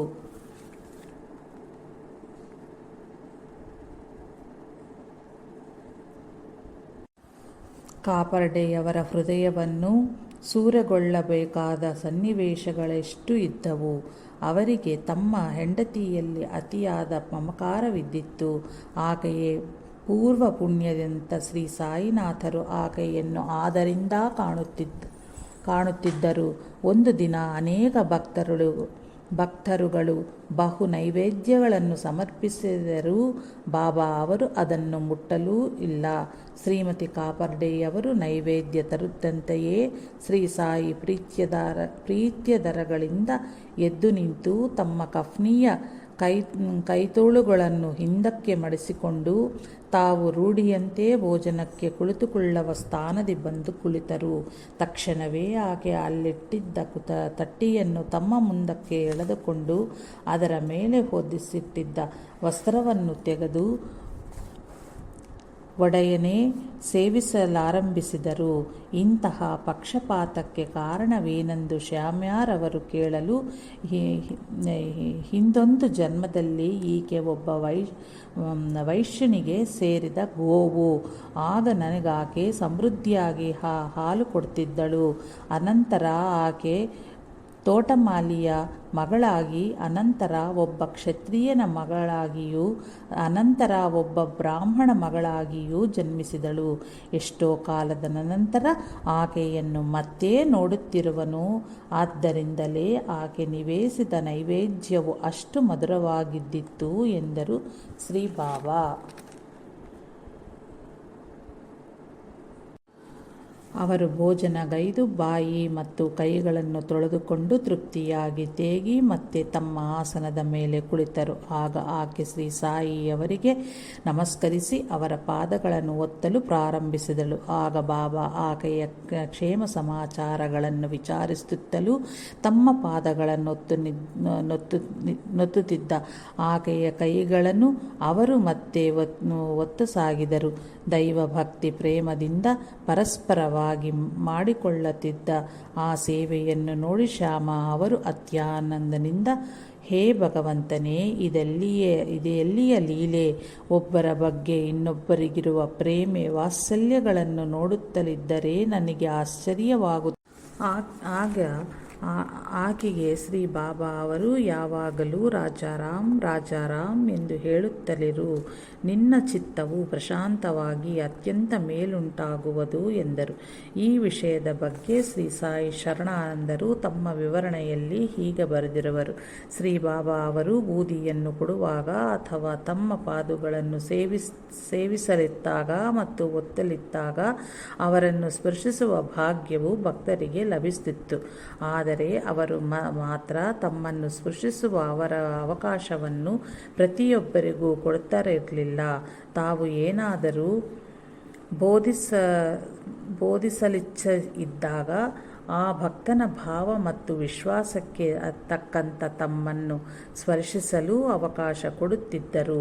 ಒಮ್ಮೊಮ್ಮೆ ಅಭ್ಯಂತರಿಸುತ್ತಿದ್ದೂ ಉಂಟು.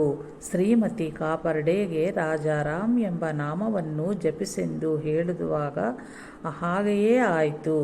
ಸಾಯಂಕಾಲದ ಸಮಯದಲ್ಲಿ ಸ್ತ್ರೀಯರು ಮಸೀದಿಯನ್ನು ಪ್ರವೇಶಿಸಬಾರದೆಂಬ ನಿಯಮವಿದ್ದರೂ ಆಕೆಯನ್ನು ಅವರು ಮಸೀದಿಯಲ್ಲಿ ಬರಗೊಟ್ಟರು. ಆಕೆ ತಂದ ನೈವೇದ್ಯವನ್ನೂ ಸೇವಿಸಿದ ನಂತರ ಆಕೆ ತಮ್ಮ ಪಾದನ ಸೇವೆ ಮಾಡಲು ಅವಕಾಶವಾಗುವಂತೆ ಕಾಲುಗಳ ಚಾಚಿಕೊಳ್ಳುವುದೇ ಅಲ್ಲದೆ ಅವರು ಆಕೆಯ ಕೈಗಳನ್ನೂ ಒತ್ತಿದರು. ಆಕೆಯಲ್ಲಿ ಅವರಿಗಿದ್ದ ಪ್ರತ್ಯೇಕವಾದ ಅನುಗ್ರಹಕ್ಕೆ ಇದು ಒಂದು ನಿದರ್ಶನೇ ಹೌದು. ಸಿರಿ ಸಂಪತ್ತು, ಕೀರ್ತಿ ಪ್ರತಿಷ್ಠೆಗಳು ಉಳ್ಳ ನ್ಯಾಯವಾದಿ ತಾನೆಂಬ ಆತ್ಮಾಭಿಮಾನವು ಕಾಪರ್ಡೆಗೆ ಶ್ರೀ ಸಾಯಿನಾಥರ ಸನ್ನಿಧಿಯಲ್ಲಿಯೂ ಬಿಟ್ಟಗಳಲಿಲ್ಲ. ಒಂದು ದಿನ ಕಾಪರ್ಡೆಯ ಹೆಂಡತಿಯು ಶ್ರೀ ಬಾಬಾರ ಸನ್ನಿಧಿಯಲ್ಲಿ ಕುಳಿತಿದ್ದಳು. ಆಗ ಅವರ ವಕೀಲ ವೃತ್ತಿಗೆ ಪೆಟ್ಟು ಬಿದ್ದ ಕಾರಣ ಅವರ ವರಮಾನವು ಕ್ರಮೇಣವಾಗಿ ತಗ್ಗಿ ಮುಗ್ಗಟ್ಟಿಗೆ ಸಿಲುಕಿದ್ದರು. ಆಗ ದೀಕ್ಷಿತರು ಆಕೆಗೆ 200 ರೂಪಾಯಿಗಳನ್ನು ಕೊಡಬೇಕೆಂದು ಶ್ರೀ ಬಾಬಾ ಹೇಳಿದರು. ಈ ವಿಷಯವ ತಿಳಿದ ಕಾಪರ್ಡೆ ದುಃಖಾತಿರೇಕದಿಂದ ಕುಗ್ಗಿದ್ದರು. ಒಬ್ಬ ನ್ಯಾಯವಾದಿಯಿಂದ ಆರ್ಥಿಕ ಸಹಾಯ ಪಡೆಯಬೇಕಾದ ದುರ್ಗತಿಯು ತಮಗೆ ಬಂದಿತೆಂದು ತೀವ್ರವಾಗಿ ಬಾಧೆಪಟ್ಟರು. ನಿಜ ಸಂಗತಿ ಏನೆಂದರೆ ಕಾಪರ್ಡೆಗೂ ಹಣದ ಅವಶ್ಯವಿತ್ತು. ಆದರೂ ಶ್ರೀ ಬಾಬಾರು ಹೇಳಿದ್ದು ಸಾಮಾನ್ಯವಾದ ದುಡ್ಡಿನ ಬಗ್ಗೆ ಮಾತ್ರವೇ ಅಲ್ಲವೆಂದು, ಬಡತನವನ್ನು ಸಹನೆಯನ್ನು ಅರಿತು ಅಭಿಮಾನವ ತ್ಯಜಿಸಬೇಕೆಂಬುದು ಅವರಿಗೆ ಅನಂತರ ತಿಳಿತು. ಸರಿಯಾಗಿ ಅದೇ ಸಂದರ್ಭದಲ್ಲಿಯೇ ಕಾಕಾ ಸಾಹೇಬ್ ದೀಕ್ಷಿತರು ಅಂತಹ ನಿರಹಂಕಾರವಾಗಿರುವುದ ಅಭ್ಯಸಿಸಿ ಅಳವಡಿಸಿಕೊಂಡು ಆಧ್ಯಾತ್ಮಿಕವಾಗಿ ಬಹಳ ಮುಂದುವರೆದ ಕಾಪರ್ಡೆ ಪ್ರತ್ಯಕ್ಷವಾಗಿ ಕಂಡಿದ್ದೂ ಉಂಟು. ಕಾಕಾ ಸಾಹೇಬ್ರ ಜೀವಿತದ ಹೊಸ ಅಧ್ಯಾಯ ಪ್ರಾರಂಭವಾಯಿತೆಂದು, ಅವರ ಅಂತರಂಗದಿ ನೆಲೆಗೊಂಡು ಶಾಂತಿಯು ಅವರ ಮುಖದ ವರ್ಚಸ್ಸಿನಲ್ಲಿಯೂ ಪ್ರಸ್ಫುಟಗೊಳ್ಳುತ್ತಿದ್ದ ಎಂದು ಕಾಪರ್ಡೆ ತಮ್ಮ ಡೈರಿಯಲ್ಲಿ ಬರೆದುಕೊಂಡರು. ಅಂತೆಯೇ ಬಾಲಾಸಾಹೇಬ್ ಭಾಟೆ ತಮ್ಮ ಉದ್ಯೋಗವ ತ್ಯಜಿಸಿದ ಅನಂತರ ಲೌಕಿಕ ಜೀವನವ ಸಾಗಿರಲು ಯಾವ ಆಧಾರವಿಲ್ಲದಿದ್ದರೂ ಸಹ ಮ್ಯಾಜಿಸ್ಟ್ರೇಟ್ ಪದವಿಯಂತಹುದನ್ನು ತ್ಯಜಿಸಿ ಶ್ರೀ ಸಾಯಿನಾಥರ ಸನ್ನಿಧಿಯಲ್ಲಿ ಉಳಿದಿದ್ದರಿಂದ ಅವರ ಮುಖದಲ್ಲಿಯೂ ಅಂತಹ ಪ್ರಶಾಂತತೆಯೇ ನೆಲೆಗೊಳ್ಳತರಿರುವ ಎಂದು ಬರೆದುಕೊಂಡು ಇರುವರು. ಆದರೆ ಅಂತಹ ಶಾಂತತೆಯ ತಾವು ಪಡೆಯಲೋಸುಗುವಾದರೂ ತಮ್ಮ ಅಭಿಮಾನ ಆಸೆಗಳನ್ನು ಪರಿತ್ಯಜಿಸಬೇಕೆಂದು ಕಾಪರ್ಡೆಗೆ ಅನಿಸಲಿಲ್ಲ. ಬಾಬಾ ಅವರು ಕಾಪರ್ಡೆಗೆ ಬಹಳ ಸಲ ಹಿತ ನುಡಿದದ್ದು ಉಂಟು. ನನ್ನನ್ನು ಈ ದಿನ ಶ್ರೀ ಬಾಬಾ ತಮ್ಮ ಬಳಿ ಕೂಡಿಸಿಕೊಂಡು ಮಿಕ್ಕರೆಲ್ಲರನ್ನೂ ಹೊರಗೆ ಕಳುಹಿಸಿ ಹೆತ್ತ ತಂದೆಯಂತೆ ಅತಿ ಪ್ರೇಮದಿಂದ ನನಗೆ ಹಿತವ ಬೋಧಿಸಿದರು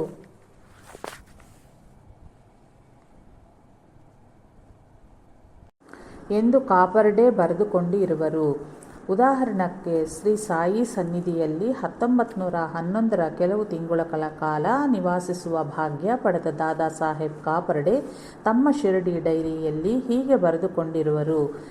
ಡಿಸೆಂಬರ್ 30, 1911 ಬೆಳಿಗ್ಗೆ ನಾನು ರಾಮಾಯಣವ ಓದಿ ಭಾಗವತ ಶ್ರವಣ ಮಾಡಿ ಕತ್ತಲಾಗುವಾಗ ಸ್ವಲ್ಪ ಮುಂಚೆ ಶ್ರೀ ಸಾಯಿ ಮಹಾರಾಜರ ದರ್ಶಿಸಿದನು. ಶ್ರೀ ಬಾಬಾ ನನ್ನನ್ನು ಪ್ರೇಮದಿಂದ ಆಧರಿಸಿ ಹೆಸರು ಹೇಳಿ ಕರೆದು ಸಹನೆ ಎಂಬುದೆಷ್ಟು ಒಳ್ಳೆಯ ಗುಣವೋ ಎಂಬುದ ನನ್ನ ಹೃದಯಕ್ಕೆ ನಾಟುವಂತಹ ಒಂದು ಒಳ್ಳೆಯ ನೀತಿ ಕಥೆಯನ್ನು ಹೇಳಿದರು. ಒಂದು ಬಾರಿ ಶ್ರೀ ಬಾಬಾ ದೇಶ ಪರ್ಯಟನೆ ಮಾಡುತ್ತಾ ಔರಂಗಾಬಾದಿಗೆ ಸೇರಿದಂತೆ ಅಲ್ಲಿ ಒಂದು ಮಸೀದಿಯ ಬಳಿ ಬಹಳ ಎತ್ತರವಾದ ಹುಣಸೆ ಮರ ಇದ್ದಂತೆ. ಆ ಮಸೀದಿಯಲ್ಲಿ ಒಬ್ಬ ಫಕೀರ ಕುಳಿತಿದ್ದರಂತೆ. ಅವರು ಶ್ರೀ ಸಾಯಿಯವರಿಗೆ ಮಸೀದಿಯು ಪ್ರವೇಶಿಸಲು ಮೊದಲಿಗೆ ಅನುಮತಿ ಕೊಳ್ಳಿಲ್ವಂತೆ. ಆ ಕಡೆಗೆ ಹೇಗೋ ಅಂಗೀಕರಿಸಿದರು. ಆ ಫಕೀರರು ತಮಗೆ ವೃದ್ಧೆಯೊಬ್ಬಳು ಪ್ರತಿದಿನವೂ ಮಧ್ಯಾಹ್ನ ಸಮರ್ಪಿಸುವ ರೊಟ್ಟೆಯ ಚೂರನ್ನು ಮಾತ್ರವೇ ತಿಂದು ಜೀವಿಸುತ್ತಿದ್ದರಂತೆ. ಆಗ ಶ್ರೀ ಸಾಯಿ ಆ ಫಕೀರಿಗೆ ತಾವೇ ಭಿಕ್ಷೆ ತರುತ್ತೇನೆ ಎಂದು ಒಪ್ಪಿಕೊಂಡು ಹಾಗೆಯೇ ಆಚರಿಸಿ 12 ವರ್ಷಗಳ ಕಾಲ ಪುಷ್ಕಳಾಗಿ ಆ ಫಕೀರನಿಗೆ ಭಿಕ್ಷೆಯನ್ನು ತಂದುಕೊಟ್ಟು ಅರ್ಪಿಸಿದರಂತೆ. ಅದನಂತರ ಶ್ರೀ ಸಾಯಿ ಆ ಸ್ಥಳವನ್ನು ಬಿಟ್ಟು ಹೊರಡಲು ಚಿಂತಿಸಿದರಂತೆ. ಕಡೆಗೆ ಬೀಳ್ಕೊಡುವ ಸಮಯದಿ ಆ ವೃದ್ಧ ಫಕೀರು ಕಣ್ಣೀರಿಟ್ಟರಂತೆ. ಶ್ರೀ ಸಾಯಿ ಅವರನ್ನು ಅತಿ ಆದರ ಪ್ರೀತಿಗಳಿಂದ ಸಮಾಧಾನ ಪಡಿಸಬೇಕಾಗಿ ಬಂತಂತೆ. 4 ವರ್ಷಗಳ ಅನಂತರ ಶ್ರೀ ಸಾಯಿ ಅವರನ್ನು ಹೋದರಂತೆ. ಆಗಲೂ ಆ ವೃದ್ಧ ಫಕೀರು ಕುಶಲವಾಗಿದ್ದರಂತೆ. ಆದ ನಂತರ ಅವರು ಕೆಲವು ವರ್ಷಗಳ ಕೆಳಗೆ ಶಿರಡಿಗೆ ಬಂದು ಚಾವಡಿಯಲ್ಲಿ ತಂಗಿದರಂತೆ. ಆಗ ಅವರನ್ನು ಶ್ರೀ ಸಾಯಿ ಮಾತೃ ಪ್ರೇಮದಿಂದ ಆಧರಿಸಿದರಂತೆ. ಶ್ರೀ ಸಾಯಿ ಹೇಳಿದುವ ಗಮನಿಸಿದಲ್ಲಿ ಶ್ರೀ ಸಾಯಿ 12 ವರ್ಷಗಳು ಆ ಫಕೀರರ ಹತ್ತಿರವಿದ್ದಾಗ ಔರಂಗಾಬಾದಿನಲ್ಲಿ ಶ್ರೀ ಸಾಯಿಗೆ ಆಧ್ಯಾತ್ಮಿಕ ಶಿಕ್ಷಣವಿತ್ತು ಪರಿಪೂರ್ಣರಾಗಿ ಮಾಡಿದರೆಂದು ತೋರುತ್ತದೆ ಎಂದು ಕಾಪರ್ಡೆ ಬರೆದುಕೊಂಡಿರುವರು. ಕಾಪರ್ಡೆಯ ಹೆಂಡತಿಯನ್ನು ಬಾಬಾರು ಅಜ್ಜಿಬಾಯಿ ಎಂದರೆ ಮುದುಕಿ, ವೃದ್ಧ ತಾಯಿ ಎಂದು ವ್ಯವಹರಿಸುತ್ತಿದ್ದರು. ಸುಮಾರು 58 ವರ್ಷಗಳ ವಯಸ್ಸಾಗಿದ್ದ ಕಾಪರ್ಡೆ ಇನ್ನೂ ದಾಂಪತ್ಯ ಸುಖವನ್ನು ಕೋರುವುದು ಸರಿಯಲ್ಲವೆಂದು ಶ್ರೀ ಬಾಬಾರ ಭಾವವಾಗಿದ್ದಿತ್ತು. ಇಂತಹ ಹಿತಬೋಧೆಯೊಂದಿಗೆ ಅವರಿಗೆ ಆಧ್ಯಾತ್ಮಾನುಭೂತಿಗಳನ್ನು ಕೂಡ ಶ್ರೀ ಬಾಬಾ ಪ್ರಸಾದಿಸಿದರು. ಶ್ರೀ ಸಾಯಿ ಯೋಗ ದೃಷ್ಟಿಯ ಪ್ರಸಾದಿಸಿದಾಗ ಅದು ತಮ್ಮನ್ನು ಆನಂದ ಸಾಗರದಿ ಮುಳುಗಿಸಿತೆಂದು ಬಹಳ ಬಾರಿ ಕಾಪರ್ಡೆ ತಮ್ಮ ಡೈರಿಯಲ್ಲಿ ದಾಖಲಿಸಿಕೊಂಡರು. ಅಂದರೆ ಅವರಿಗೆ ತಮ್ಮ ವೃತ್ತಿಯಲ್ಲಿ ಎಷ್ಟು ಲಾಭ ಬಂದರೂ, ಪ್ರಜಾನಾಯಕರಾಗಿ ಎಷ್ಟು ಕೀರ್ತಿ, ಪ್ರತಿಷ್ಠೆ ಮತ್ತು ಮನ್ನಣೆಗಳಿಗೆ ಪಾತ್ರರಾದರೂ ಸಿಗದ ಆನಂದವೂ ಆಗ ಅವರಿಗೆ ಅನುಭವಕ್ಕೆ ಬಂದಿದ್ದಾಯಿತು. ಅವುಗಳೆಲ್ಲ ಕೇವಲ ಬಾಹ್ಯವಾದ ಕಾರಣಗಳಿಂದ ಲಭಿಸಿದ ಸಂತೋಷವೇ ಹೊರತು ಶ್ರೀ ಸಾಯಿನಾಥರು ಪ್ರಸಾದಿಸಿದ್ದಾದರೂ ನಿಜವಾದ ಆನಂದವೇ ಆಗಿದ್ದು, ಅದು ತಮ್ಮ ಹೃದಯಾಂತರಾಳದಲ್ಲಿಯೇ ಇರುವ ಶಾಶ್ವತಾನಂದ ಗುರುತೇ ಹೌದು. ಒಂದು ದಿನ ಕಾಪರ್ಡೆ ತಮ್ಮ ಸಮಯವನ್ನೆಲ್ಲ ತಮ್ಮ ಮಿತ್ರರಿಗೆ ಪತ್ರ ಬರೆಯುವುದರಲ್ಲಿಯೇ ಕಳೆದರು. ಅನಂತರ ಶ್ರೀ ಸಾಯಿಯವರನ್ನು ದರ್ಶಿಸಿದಾಗ ಅವರು, ಹಗಲೆಲ್ಲ ಏನು ಮಾಡುತ್ತಾ ಇದ್ದಿ ಎಂದು ವ್ಯಂಗ್ಯವಾಗಿ ಪ್ರಶ್ನಿಸಿದರು. ತಮ್ಮ ಮಿತ್ರರಿಗೆ ಪತ್ರ ಬರೆದನೆಂದು ಕಾಪರ್ಡೆ ಉತ್ತರವಿತ್ತರು. ಶ್ರೀ ಬಾಬಾ ಪರಿಹಾಸಾದಿ ನಗುತ್ತಾ, ಇನ್ನೂ ಒಳ್ಳೆಯದೇ, ಕನಿಷ್ಠ ಪಕ್ಷ ನಿನ್ನ ಕೈಗಳಿಗಾದರೂ ಕೆಲಸ ಕೊಟ್ಟಿಯಲ್ಲವೇ ಎಂದರು. ಆ ಮಾತು ಕಾಪರ್ಡೆಗೆ ಇರುವೆ ಕಚ್ಚಿದಂತೆಯೂ ಸಹ ಆಗಲಿಲ್ಲ. ಮತ್ತೊಂದು ದಿನ ಕಾಪರ್ಡೆ ಬಹಳ ಹೊತ್ತು ಪತ್ರಗಳ ಬರೆದು ನಂತರ ನಿದ್ರೆಗೆ ಜಾರಿದರು. ಶ್ರೀ ಬಾಬಾರಿಗೆ ಹಾರತಿ ನಡೆಯುವ ಸಮಯಗಳಲ್ಲಿಯೂ ಮತ್ತು ಮಿಕ್ಕ ಭಕ್ತರುಗಳೆಲ್ಲ ಸದ್ಗ್ರಂಥ ಶ್ರವಣ ಮಾಡುತ್ತಲಿದ್ದ ಸಮಯದಲ್ಲಿಯೂ ಸಹ ಅವರು ಗಾಢವಾಗಿ ನಿದ್ರಿಸಲಿದ್ದರು. ದೃಢವಾದ ಆರೋಗ್ಯವುಳ್ಳ ಕಾಪರ್ಡೆಗೆ ಇದು ಸರಿಯಲ್ಲವೆಂಬುದ ಶ್ರೀ ಬಾಬಾ ಹಲವು ರೀತಿಗಳಿಂದ ಸೂಚಿಸಿದರು. ಒಂದು ದಿನ ಆರತಿಗೆ ಎಲ್ಲರೂ ಮಸೀದಿಯ ಸೇರಿದರು. ಆಗ ಕಾಪರ್ಡೆ ನಿದ್ರಿಸುತ್ತಿರುವರೆಂದು ಯಾರೆಷ್ಟು ಎಬ್ಬಿಸಿದರೂ ಅವರು ಎಚ್ಚರಗೊಳ್ಳುತ್ತಿಲ್ಲವೆಂದು ಒಬ್ಬರು ಶ್ರೀ ಬಾಬಾರಿಗೆ ಹೇಳಿದರು. ಅವನನ್ನು ನಾನೇ ನಿದ್ರೆಯಿಂದ ಎಬ್ಬಿಸುವೆನು ಎಂದರು.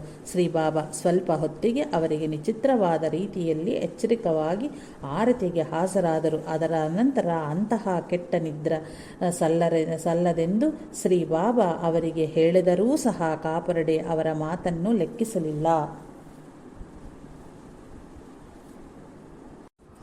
ಲೌಕಿಕವಾದ ಸಿರಿ ಸಂಪತ್ತುಗಳು ಅಶಾಶ್ವತವಾದುಗಳೆಂದು ಶ್ರೀ ಸಾಯಿಯವರು ಅವರಿಗೆ ಅನೇಕ ರೀತಿಯಲ್ಲಿ ಅರುಪಲು ಯತ್ನಿಸಿದರು. 13 ಫೆಬ್ರವರಿ 1911 ಕಾಕಾ ದೀಕ್ಷಿತರು ಒಂದು ಆಕುಳನ್ನು ತಂದುಕೊಂಡರು. ಶ್ರೀ ಸಾಯಿ ಅದನ್ನು ಕಾಪರ್ಡೆಗೆ ತೋರಿಸಿ, ಇದು ಕಾಕಾ ದೀಕ್ಷಿತಿಗೆ ಸೇರಿದ ಆಕುಳು. ಇದಕ್ಕೆ ಮೊದಲು ಅದು ಪಾಟ್ನಾಗೆ ಸೇರಿದವೊಂದು. ಅದಕ್ಕೂ ಮೊದಲು ಔರಂಗಾಬಾದ್ನಲ್ಲಿ ಒಬ್ಬಂದಾಗಿತ್ತು.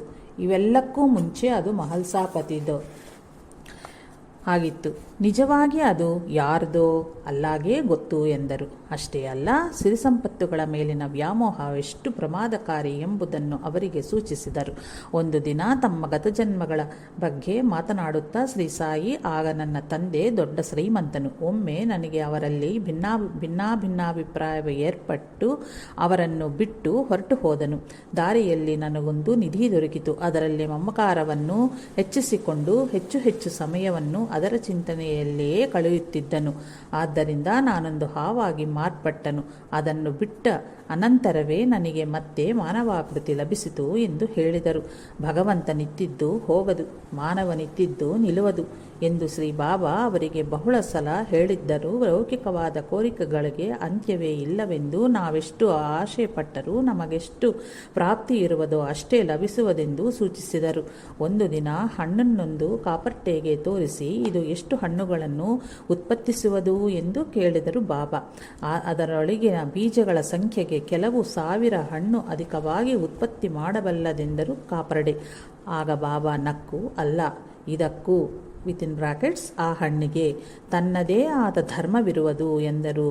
ಅಂದರೆ ಮನುಷ್ಯನ ಆಸೆಗಳು ನೆರವೇರುವುದರಲ್ಲಿಯೂ ಕರ್ಮಸೂತ್ರವೆಂಬ ಧರ್ಮವನ್ನು ಅನುಸರಿಸಿಯೇ ನಡೆಯುವುದೆಂದು ಗುರುತಿಸಿ ಅವುಗಳ ಬಗ್ಗೆ ವಿವೇಕಿಯು ನಿರ್ಲಿಪ್ತವಾಗಿ ಇರುವುದ ಕಲಿತುಕೊಳ್ಳಬೇಕು ಎಂದು ಆಸೆಗಳ ಬೆಳೆಸಿಕೊಳ್ಳದೆ ಸುಖ ದುಃಖಗಳನ್ನು ಅತಿಕ್ರಮಿಸಬೇಕು ಎಂದು ಶ್ರೀ ಸಾಯಿನಾಥರ ಭಾವವಾಗಿತ್ತು. 17 ಜನವರಿ 1912 ಸರಿಯಾಗಿ ಇಂತಹುದು ಒಂದೇ ಘಟನೆ ನಡೆಯಿತು. ಅದೇನೆಂದರೆ, ಬಾಬಾ ಅತ್ಯಂತ ಮಧುರವಾದ ಮಂದಹಾಸ ಬೀರಿದರು. ಅದನ್ನು ಒಂದು ಬಾರಿ ನೋಡುವ ಸಲುವಾಗಿಯಾದರೂ ಶಿರಡಿಯಲ್ಲಿ ಎಷ್ಟು ವರ್ಷಗಳಾದರೂ ಇರಬಹುದು. ನಾನು ಪರವಶನಾಗಿ ಹುಚ್ಚನಂತೆ ಕಣ್ಣ ಹಾಕುದಾಂಗೆ ಅವ್ರನ್ನ ನೋಡುತ್ತಾ ಇದ್ದು ಬಿಟ್ಟನು ಎಂದು ಕಾಪರ್ಡೆ ಬರೆದುಕೊಂಡಿರುವರು. ಆ ದಿನವೇ ಶ್ರೀ ಬಾಬಾ ಮೌನವಾಗಿ ತಮಗೆ ಏನೇನೋ ಸೂಚನೆಗಳಿತ್ತರೆಂದು ಅವು ತಮಗೆ ಆ ಕ್ಷಣಕ್ಕೆ ಅರ್ಥವಾಗದಿದ್ದರೂ ಕೆಲ ಗಂಟೆಗಳ ಅನಂತರ ಆರತಿಯ ಸಮಯದಲ್ಲಿ ಅರ್ಥವಾಯಿತೆಂದು ದಾಖಲಿಸಿಕೊಂಡರು. ಇನ್ನೊಮ್ಮೆ ಶ್ರೀ ಸಾಯಿ ತಾವು ಸೇದುತ್ತಿದ್ದ ಚಿಲಿನ್ ತಮಗಿತ್ತರೆಂದು ತಮ್ಮ ಮನಸ್ಸನ್ನು ವೇಧಿಸುತ್ತಲಿದ್ದ ಜಟಿಲ ಸಮಸ್ಯೆಗಳು ಆದಷ್ಟೂ ತಾವು ಸೇದುತ್ತಂತೆಯೇ ಮಾಯವಾಯಿತು ಎಂದು ಬರೆದಿರುವರು. ಇವೆಲ್ಲವನ್ನೂ ಮರೆತು ಮಾರ್ಚ್ 15 ಅತ್ಯಂತ ಸಂತೋಷದಿಂದ ಶಿರಡಿಯ ಬಿಟ್ಟು ಹೊರಡಲು ಸಿದ್ಧರಾದರು. ಆ ವಿಷಯವಾಗಿ ಅವರು ತಮ್ಮ ಡೈರಿಯಲ್ಲಿ ಹೀಗೆ ಬರೆದುಕೊಂಡು ಇರುವರು. ಮಾರ್ಚ್ 12. ನಾವು ಈ ದಿನ ಪಂಚದಶಿ ಪಾರಾಯಣ ಪಾಠ ಪೂರ್ಣಗೊಳಿಸಿ 2 ದಾಳಿಂಬರೆ ಹಣ್ಣುಗಳನ್ನು ನಿವೇದಿಸಿದೆವು. ಅಮರಾವತಿಯಿಂದ ಬಾಬಾ ಪಾಲೇಕರ್ ಕಾಪರ್ಡೆಯವರಲ್ಲಿ ಕೆಲಸ ಮಾಡುತ್ತಿದ್ದ ನ್ಯಾಯವಾದಿ. ಬಂದು ಅಲ್ಲಿ ನನ್ನ ಕುಟುಂಬದ ಪರಿಸ್ಥಿತಿ ಚೆನ್ನಾಗಿಲ್ಲವೆಂದು ಹೇಳಿದನು. ಮಾರ್ಚ್ 13. ನನ್ನನ್ನು ನಾಳೆಯಾಗಲಿ ಅಥವಾ ನಾಳಿದ್ದಾಗಲಿ ಮನೆಗೆ ಕರೆದೊಯ್ಯಲು ಸಾಯಿಬಾಬಾರಲ್ಲಿ ಪಾಲೇಕರ್ ಅನುಮತಿಯ ಪಡೆದೆನು. ಮಾರ್ಚ್ 15. ನಾನು ಪಾಲೇಕರ್ ದೀಕ್ಷಿತ್ ಸೇರಿ ಮಸೀದಿಗೆ ಹೋದವು. ನಾನು ಅಮರಾವತಿಗೆ ಹೊರಡುವ ಬಗ್ಗೆ ದೀಕ್ಷಿತ್ ಪ್ರಸ್ತಾವಿಸಿದರು. ಬಾಬಾ ಅನುಮತಿಸಿದ ಅನಂತರ ನಾನು ತಂಗುದಾಣಕ್ಕೆ ಬಂದು ಸಾಮಾನು ಸರಂಜಾಮುಗಳ ಸಿದ್ಧಪಡಿಸಿ ಎಂದು ನನ್ನ ಹೆಂಡತಿಗೆ ಹೇಳಿದನು. ಆಕೆ ಮಾತ್ರ ಭೀಷ್ಮ ಮತ್ತು ಬಂಧುಗಳೊಂದಿಗೆ ಇಲ್ಲಿಯೇ ಉಳಿದುಕೊಳ್ಳುವಳು. ಮಧ್ಯಾಹ್ನದ ಊಟದ ಅನಂತರ ನಾನು ಪಾಲೇಕರ್ ಸೇರಿ ಶ್ರೀ ಸಾಯಿಬಾಬಾರ ದರ್ಶನಕ್ಕೆ ಹೋದವು. ಗ್ರಾಮದ ಗೇಟಿನ ಬಳಿ ಬಾಬಾ ಕಂಡರು. ಅವರ ಆದೇಶಿಸಿದಂತೆ ನಾವು ಮಸೀದಿಗೆ ತೆರಳಿ ಊದಿಯ ತಂದು ಅವರಿಗೆ ಕೊಟ್ಟು ಅವರ ಕರೆಗಳಿಂದ ಪಡೆದವು. ಶ್ರೀ ಸಾಯಿ ಅಲ್ಲಾ ಭಲಾ ಕರೇಗ, ಭಗವಂತ ಒಳ್ಳೆಯದುಂಟು ಮಾಡುವನು ಎಂದು ನಮ್ಮನ್ನು ಆಶೀರ್ವದಿಸಿ ನಮ್ಮನ್ನು ತಕ್ಷಣವೇ ಪ್ರಯಾಣ ಬೆಳೆಸಿರೆಂದರು. ನಾವು ಸಾಯಂಕಾಲ 7 ಗಂಟೆಗೆ ರೈಲಿನಲ್ಲಿ ಕೋಪರಗಾಂವ್ನಿಂದ ಮನ್ಮಾಡ್ ಸೇರಿದೆವು. ಆದರೆ ಪಕ್ಕದ ಪ್ಲಾಟ್ಫಾರಂನ ಮೇಲೆ ನಾವು ಹತ್ತಬೇಕಾದ ಪ್ಯಾಸೆಂಜರ್ ರೈಲು ಸಿದ್ಧವಾಗಿತ್ತು. ನಾವು ಅದರಲ್ಲಿ ಹತ್ತಿದೆವು. ಪಾಲೇಕರ್ನನ್ನು ನಮ್ಮಿಬ್ಬರಿಗೂ ಟಿಕೆಟ್ ತಾರೆಂದು ಕಳುಹಿಸಿದನು. ಆದರೆ ಅವನು ತರಷ್ಟರೊಳಗಾಗಿ ರೈಲು ಹೊರಟು ಹೋಯಿತು. ಟಿಕೆಟ್ ಕಲೆಕ್ಟರ್ ಆದರೂ ನಮ್ಮ ಪೆಟ್ಟಿಗೆಯಲ್ಲೇ ಇದ್ದಾರೆಂದ ಅವರಿಗೆ ಪರಿಸ್ಥಿತಿಯನ್ನು ವಿವರಿಸಿದನು. ಅವರು ನನ್ನನ್ನು ಭೂಸಾವಲ್ನಲ್ಲಿ ಇಳಿದು ಪಾಲೇಕರ್ನನ್ನು ಕೂಡಿಕೊಂಡು ಪ್ರಯಾಣ ಮುಂದುವರಿಸೆ ಎಂದರು. ನಾನು ಈ ಕ್ಷಣದಲ್ಲಿ ಈಗ ಭೂಸಾವಲ್ ಸ್ಟೇಷನ್ನಲ್ಲಿ ಪಾಲೇಕರ್ಗಾಗಿ ಎದುರು ನೋಡುತ್ತಾ ಇರುವನು. ನನ್ನ ಬಳಿ ಟಿಕೆಟ್ ಆಗಲಿ ಕಿಂಚಿತ್ ಹಣವಾಗಲಿ ಇಲ್ಲ. ಕಾಪರ್ಡೆ ಮಾರ್ಚ್ 16ರಂದು ಅಮರಾವತಿಯ ಸೇರಿದ ಅನಂತರ ಶಿರ್ಡಿಯ ಬಿಟ್ಟು ಬಂದಿದ್ದು ತಾವೆಂತಹ ಅದೃಷ್ಟವ ಕಳೆದುಕೊಂಡರೋ ಎಂಬುದ ಸ್ವಲ್ಪ ಗುರುತಿಸಿದರು. ಮಾರ್ಚ್ 18ರಂದು ತಮ್ಮ ಡೈರಿಯಲ್ಲಿ ಹೀಗೆ ಬರೆದುಕೊಂಡಿದ್ದರು: ಶಿರ್ಡಿಯಲ್ಲಿರುವ ಆಧ್ಯಾತ್ಮಿಕ ವಾತಾವರಣವು ಇಲ್ಲಿ ಇಲ್ಲವೇ ಇಲ್ಲ. ನಾನು ಕಳೆದುಕೊಂಡಿದ್ದು ಏನು, ಅದು ಎಂತಹುದು ಎಂಬುದು ಈಗ ನನಗೆ ತಿಳಿಯುತ್ತಲಿದೆ. ನಾನು ಶಿರ್ಡಿಯಂತೆಯೇ ಬೆಳಗಿನ ಜಾವಕ್ಕೆ ನಿದ್ದೆಯಿಂದ ಏಳಬೇಕಂತ ಅಂದುಕೊಳ್ತಾ ಇದ್ದೀನಿ ಹೊರತು ಹಾಗೆ ಏಳಲಕ್ಕ ಆಗುತ್ತಾನೇ ಇಲ್ಲ. ಆದ್ದರಿಂದ ಬೆಳಗಿನ ಹೊತ್ತು ಸ್ತೋತ್ರಗಳ ಓದಿಕೊಳ್ಳಲು ಅತಿ ಕಷ್ಟವಾಗುತ್ತಾ ಇದೆ. ಆದ ಅನಂತರ ಅವರು 29 ಡಿಸೆಂಬರು 1915ರಂದು ಶಿರಡಿ ದರ್ಶಿಸಿದ ವಿವರವನ್ನು ಹೀಗೆ ಬರೆದಿರುವರು: ನಾನು ಕೋಪರಗಾಂವ್ನಿಂದ ಟಾಂಗಾದಲ್ಲಿ ಪ್ರಯಾಣಿಸಿ ಬೆಳಿಗ್ಗೆ 9 ಗಂಟೆಗೆ ಶಿರಡಿ ಸೇರಿದನು. ದಾರಿಯಲ್ಲಿ ಬಹು ಪ್ರಮಾದಗಳಿರುವವು. ನನ್ನ ಹೆಂಡತಿ ಮಕ್ಕಳು ಆಗಲೇ ಶಿರಡಿ ಸೇರಿದ್ದರು. ನಾನು ಮಸೀದಿಗೆ ಹೋಗಿ ಶ್ರೀ ಸಾಯಿಬಾಬಾ ಅವರಿಗೆ ನಮಸ್ಕರಿಸಿದನು. ನಾನು ಆ ದಿನ ಪೂಜೆಯಲ್ಲಿ ಮೋರ್ಚಲ್ ನವಿಲುಗಳಿಂದಾದ ಬೀಸಣಿಗೆ ಹಿಡಿದುಕೊಂಡೆನು. ಬಾಬು ಸಾಹೇಬ್, ಬೂಟಿ, ಕಾಕಾ ದೀಕ್ಷಿತ್, ಬಾಲಾಭಾಟೆ ಮೊದಲಾದ ಹಳೆಯ ಮಿತ್ರರೆಲ್ಲರೂ ಇಲ್ಲಿಯೇ ಇರುವರು. ದಿನವಿಡೀ ಅತ್ಯಂತ ಸಂತೋಷದಾಯಕವಾಗಿ ಕಳೆಯಿತು. ಡಿಸೆಂಬರ್ 30. ಈ ದಿನ ನಾನು ಪೂಜೆ ಮುಗಿಸಿ ನೈವೇದ್ಯದ ಪ್ರಸಾದವ ಹಂಚಿದನು. ಆ ಪ್ರಸಾದಕ್ಕೆ ಸರಿಸುಮಾರು 100 ಮಂದಿ ಬಂದರು. ಈ ದಿನ ಭೋಜನವು ಬಹಳ ಚೆನ್ನಾಗಿತ್ತು. ಊಟವಾಗುವಷ್ಟರೊಳಗಾಗಿ ಸಂಜೆ ಸುಮಾರು 4 ಗಂಟೆ ಆಯಿತು. ಬೂಟಿ ನಿರ್ಮಿಸುತ್ತಲಿರುವ ವಾಡದ ನಿರ್ಮಾಣ ಕಾರ್ಯವು ಚೆನ್ನಾಗಿಯೇ ನಡೆಯುತ್ತಲಿತ್ತು. ಈ ದಿನ ಚಾವಡಿ ಉತ್ಸವ ನಡೆಯಿತು. ಈ ದಿನವೂ ನಾನು ಮೋರ್ಚಲ್ ಹಿಡಿದು ನಿಂತಿದ್ದನು. 31. ಈ ದಿನ ಊಟವಾದ ಅನಂತರ ಮಾಧವರಾವ್ ದೇಶಪಾಂಡೆ ಅವರೊಂದಿಗೆ ಮಸೀದಿಗೆ ತೆರಳಿ ಯಾವ ರೀತಿಯ ತೊಂದರೆಯೂ ಆಗದಂತೆ ಮರುಪ್ರಯಾಣಕ್ಕೆ ಅನುಮತಿ ಪಡೆದುಕೊಂಡೆನು. ನನ್ನ ಹೆಂಡತಿ ಮನುತಾಯಿ, ಉಮಾ ಮತ್ತು ನಮ್ಮ ಮಕ್ಕಳು ಇಲ್ಲಿಯೇ ಇರುವರು.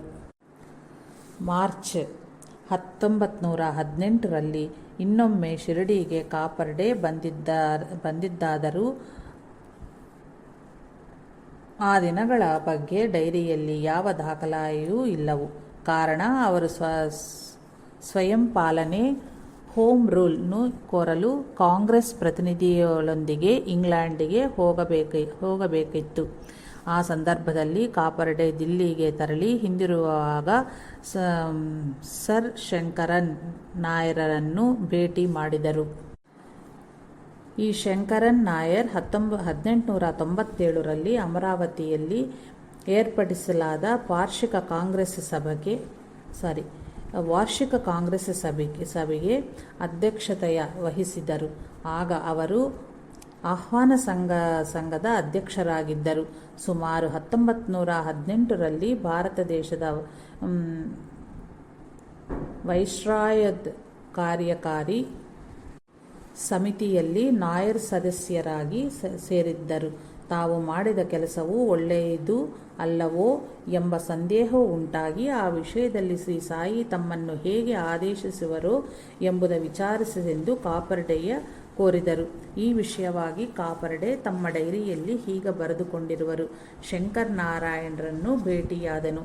ಅವರ ಬಹಳ ಸಂತೋಷಪಟ್ಟು ಬಹಳ ಹೊತ್ತು ನನ್ನೊಂದಿಗೆ ಕುಳಿತು ಮಾತನಾಡಿದರು. ತಮ್ಮ ಪರವಾಗಿ ಶ್ರೀ ಸಾಯಿ ಮಹಾರಾಜರನ್ನು ಈ ಕೆಳಗಿನ ವಿಷಯಗಳನ್ನು ಕೇಳಿ ತಿಳಿದುಕೊಳ್ಳಬೇಕೆಂದರು. ತಾವು ಆ ಪದವಿಯಲ್ಲಿ ಮುಂದುವರಿಯುವುದು ಒಳ್ಳೆಯದೋ ಅಥವಾ ಆಧ್ಯಾತ್ಮಿಕವಾಗಿ ತಾವು ಏನಾದರೂ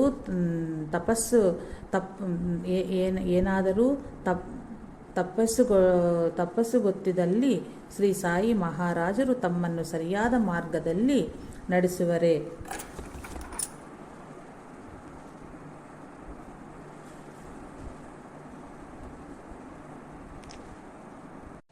ತಪ್ಪೈಸಗೊತ್ತಿದ್ದಲ್ಲಿ ಶ್ರೀ ಸಾಯಿ ಮಹಾರಾಜರು ತಮ್ಮನ್ನು ಸರಿಯಾದ ಮಾರ್ಗದಲ್ಲಿ ನಡೆಸುವರೇ? ನಾನು ಈ ವಿಷಯಗಳ ಬಗ್ಗೆ ಶ್ರೀ ಸಾಯಿ ಮಹಾರಾಜರನ್ನು ಕೇಳಿ ಅವರೇನು ಹೇಳುವರೋ ಅವರಿಗೆ ಪತ್ರ ಬರೆದು ತಿಳಿಸುವೆನೆಂದು ಮಾತಿದ್ದೆನು. ಆದರೆ ಆ ವಿಷಯವಾಗಿ ಶ್ರೀ ಸಾಯಿ ಏನನ್ನೂ ಹೇಳಿದರೋ ಎಂಬುದು ಮಾತ್ರ ನಮಗೆ ತಿಳಿದಿಲ್ಲ. ಯಾಕೆಂದರೆ ಅಂದಿನ ರಾಜಕೀಯ ಪರಿಸ್ಥಿತಿಗಳ ದೃಷ್ಟಿಯಿಂದ ಕಾಪರ್ಡೆ ಆ ಡೈರಿಯಲ್ಲಿ ಯಾವುದನ್ನೂ ದಾಖಲಿಸದೆ ರಹಸ್ಯವಾಗಿಯೇ ಇಟ್ಟರು. ಇದಕ್ಕೂ ಮೊದಲು ನಾವು ಗಮನಿಸಿದಂತೆ ಕಾಕಾ ದೀಕ್ಷಿತ್, ಬಾಲಕ್ರಾಮ್ ಮಾನ್ಕರ್ಗಳ ಪೂರ್ವ ಜನ್ಮ ಸಂಸ್ಕಾರಗಳೊಂದು ಬಗೆಯಾಗಿದ್ದರೆ ಕಾಪರ್ಡೆಯ ಸಂಸ್ಕಾರ ಇನ್ನೊಂದು ಬಗೆಯಾಗಿದ್ದಿತು. ಕಾಪರ್ಡೆ ನಿಸ್ವಾರ್ಥೆಯಿಂದ ದೇಶ ಸೇವೆಯನ್ನೇ ಸಾಧನೆಯಾಗಿಸಿಕೊಂಡು ಮುಂದುವರೆದು ತಮ್ಮ ಕರ್ತವ್ಯ ಪೂರ್ಣಗೊಳ್ಳುವುದರಾಗಿ ಅಂತಹ ತ್ಯಾಗದ ಅಗ್ನಿಯಲ್ಲಿ ತಮ್ಮೊಳಗಿನ ಇತರ ವಾಸನೆಗಳನ್ನು ಕುಸಂಸ್ಕಾರಗಳನ್ನು ನಶಿಸಿಕೊಳ್ಳಲು ಪ್ರಯತ್ನಿಸಬೇಕೆಂಬುದು ಶ್ರೀ ಸಾಯಿನಾಥರ ಭಾವವಾಗಿದ್ದಿತು. ಆ ಮಾರ್ಗದಿ ಮತ್ತಷ್ಟು ಮುಂದುವರೆದವರೇ ಬಾಲಗಂಗಾಧರ ತಿಲಕ್. ಅಂದರೆ ಕಾಪರ್ಡೆಯಿಂದ ನಿಷ್ಕಾಮ ಕರ್ಮ ಶ್ರೀ ಸಾಯಿ ಮಾಡಿಸಿದರು. ತಮ್ಮ ಪ್ರತ್ಯಕ್ಷ ಸನ್ನಿಧಿಯಲ್ಲಿ ಕಾಪರ್ಡೆ ತೊಲಗಿಸಿಕೊಳ್ಳಲಾರದೆ ಹೋದ ವಾಸನೆಗಳನ್ನು ಅಂತಹ ಕರ್ಮಯೋಗದಿಂದ ಜಯಿಸಬೇಕಾದಿತ್ತು. ಆದ್ದರಿಂದಲೇ ಶ್ರೀ ಬಾಬಾರ ಅತ್ಯಂತ ಶ್ರದ್ಧೆಯಿಂದ ಸೇವಿಸಿರುವರೆಲ್ಲರಿಗೂ ಅವರ ಮಹಾಸಮಾಧಿಯು ಅನಂತರವೂ ಅವರ ಕೃಪೆ ಬಹಳ ಬಾರಿ ಬಲವಾಗಿ ಅನುಭವವಾಗುತ್ತಿದ್ದರೂ ಕಾಪರ್ಡೆಗೆ ಮಾತ್ರ ಅಂತಹ ಅನುಭವಗಳಾದಂತೆ ಯಾವ ಸೂಚನೆಯೂ ಇಲ್ಲವು. ಬಾಲಗಂಗಾಧರ ತಿಲಕರಂತಹ ಪ್ರಜಾನಾಯಕರ ಆದರೂ ಸದ್ಗುರುವಿನ ಸನ್ನಿಧಿಗೆ ಕರೆತರಲು ಮಾತ್ರವೇ ಕಾಪರ್ಡೆ ಬಾಬಾರಿಗೆ ಬಹಳವಾಗಿ ಉಪಯೋಗವಾಗದಂತೆ ತೋಚುತ್ತದೆ. ಕಾಪರ್ಡೆಗಿಂತಲೂ ತಿಲಕ್ ಮಹಾಶಯರೇ ಆ ಒಂದು ದರ್ಶನ ಮಾತ್ರದಿಂದಲೇ ಅತ್ಯಂತ ಮೇಲು ಪಡೆದರೆಂದ ಅನಿಸುತ್ತದೆ. ಒಬ್ಬ ಭಕ್ತನು ತಿಲಕ್ರ ಬರೆದಿರ ಗೀತಾ ರಹಸ್ಯವೆಂಬ ಗ್ರಂಥವನ್ನು ಬಾಬಾರಿಗೆ ಬಳಿ ತಂದನು.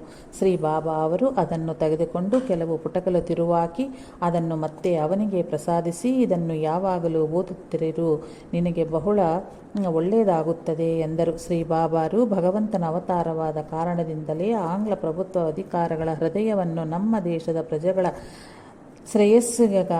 ಶ್ರೇಯಸ್ಸಿಗನು ಗುಣವಾಗಿ ಬದಲಾಯಿಸಬಲ್ಲರೆಂಬ ವಿಶ್ವಾಸದಿಂದಲೇ ಅವರನ್ನು ತಿಲಕರು ದರ್ಶಿಸಿದರು ಅಷ್ಟೇ ಅಲ್ಲದೆ ದೇಶವು ಸ್ವಾತಂತ್ರ್ಯವನ್ನು ಸಾಧಿಸಲು ತಾವು ಅನುಸರಿಸುತ್ತಿರುವ ಪದ್ಧತಿಯ ಪದ್ಧತಿಯೂ ಸರಿಯಾದದ್ದು ಅಲ್ಲವೋ ಎಂಬುದನ್ನು ಅರಿಯುವ ಸಲುವಾಗಿಯೂ ಅವರು ಶ್ರೀ ಬಾಬಾರನ್ನು ದರ್ಶಿಸಿದರು. ಕಾಪರ್ಡೆಯ ಹೆಂಡತಿ ಲಕ್ಷ್ಮೀಬಾಯಿ ಉರಫ್ ಮನುತಾಯಿಗೂ ಶ್ರೀ ಬಾಬಾರಲ್ಲಿ ಅತ್ಯಂತ ಭಕ್ತಿ ವಿಶ್ವಾಸಗಳಿದ್ದವು. ಆಕೆ ಪ್ರತಿ ದಿನವೂ ಮಸೀದಿಯಲ್ಲಿ ಅವರಿಗೆ ನೈವೇದ್ಯವನ್ನು ಸಮರ್ಪಿಸದೇ ಹೊರತು ಊಟ ಮಾಡುತ್ತಿರಲಿಲ್ಲ. ಆದ್ದರಿಂದಲೇ ಆಕೆಯ ಬಗ್ಗೆ ಶ್ರೀ ಬಾಬಾರಿಗೆ ಅಷ್ಟು ಪ್ರೇಮವಿದ್ದಿತ್ತು. ಮಾರ್ಚ್ 4, 1912 ಕಾಪರ್ಡೆ ನನ್ನ ಹೆಂಡತಿ ಸಾಯಿಬಾಬಾ ಪೂಜೆಗೆ ತಡವಾಗಿ ಹೋದಳು. ಆದರೂ ಅವರು ಊಟವನ್ನು ಮಾಡದೆ ಕಾದಿದ್ದು ಆಕೆಯ ಪೂಜೆಯನ್ನು ಮಾಡಿಕೊಳ್ಳಲಿದ್ದರು ಎಂದು ತಮ್ಮ ಡೈರಿಯಲ್ಲಿ ಬರೆದುಕೊಂಡಿರುವರು. ಆಕೆ ಒಟ್ಟು 7 ತಿಂಗಳು ಹೆಚ್ಚಾಗಿ ಶಿರಡಿಯಲ್ಲೇ ಇದ್ದಳು. ಅದಕ್ಕೆ ಮುಂಚೆಯೂ ನಂತರವೂ ಕೂಡ ಆಕೆ ಆದರ್ಶಪ್ರಾಯದ ಗೃಹಿಣಿಯಂತೆ ಸ್ವಧರ್ಮವನ್ನು ಆಚರಿಸಿದಳು. ಮನೆಯ ಮಕ್ಕಳ ಹೊರತುಪಡಿಸಿದರೂ ನಿತ್ಯವೂ ಅವರ ಮನೆಯಲ್ಲಿ 50 ಜನಗಳವರೆಗೂ ಇರುತ್ತಿದ್ದರು. ಅವರಿಬ್ಬರು 3 ಗಂಡು ಮಕ್ಕಳು, ಸೊಸೆಯಂದರು, ಸುಮಾರು 15 ಮಂದಿಯವರೆಗೂ ಓದಿಕೊಳ್ಳುವ ವಿದ್ಯಾರ್ಥಿಗಳು, 2 ಅಡುಗೆಯವರು, ಅವರ ಹೆಂಡತಿಯರು, 2 ಗುಮಾಸ್ತರು, ಕುದುರೆಗಳ ಸಂರಕ್ಷಿಸುವರೆಂಬ 8 ಮಂದಿ,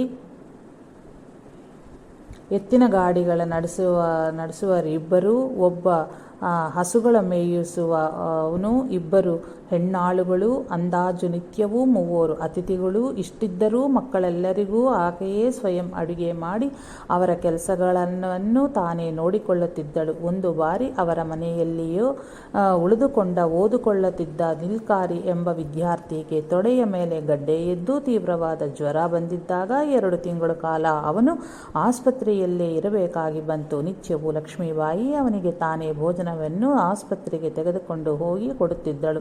ನನ್ನ ಸ್ವಂತ ತಾಯಿಯೂ ಕೂಡ ಮಾಡಲಾಗದಂತಹ ರೀತಿಯಲ್ಲಿ ಆಕೆ ಸೇವೆ ಮಾಡಿದಳು. ಇಲ್ಲದಿದ್ದಲ್ಲಿ ನಾನು ಸತ್ತು ಹೋಗಬೇಕಾಗೇ ಬಂದಿತ್ತು ಎಂದು ಅವನು ಹೇಳುತ್ತಿದ್ದನು. ಇಂತಹ ಅನೇಕ ಘಟನೆಗಳಲ್ಲಿ ಆಕೆ ಅತ್ಯಂತ ಸಹೃದಯದಿಂದ ಸೇವೆಗೈದಳು.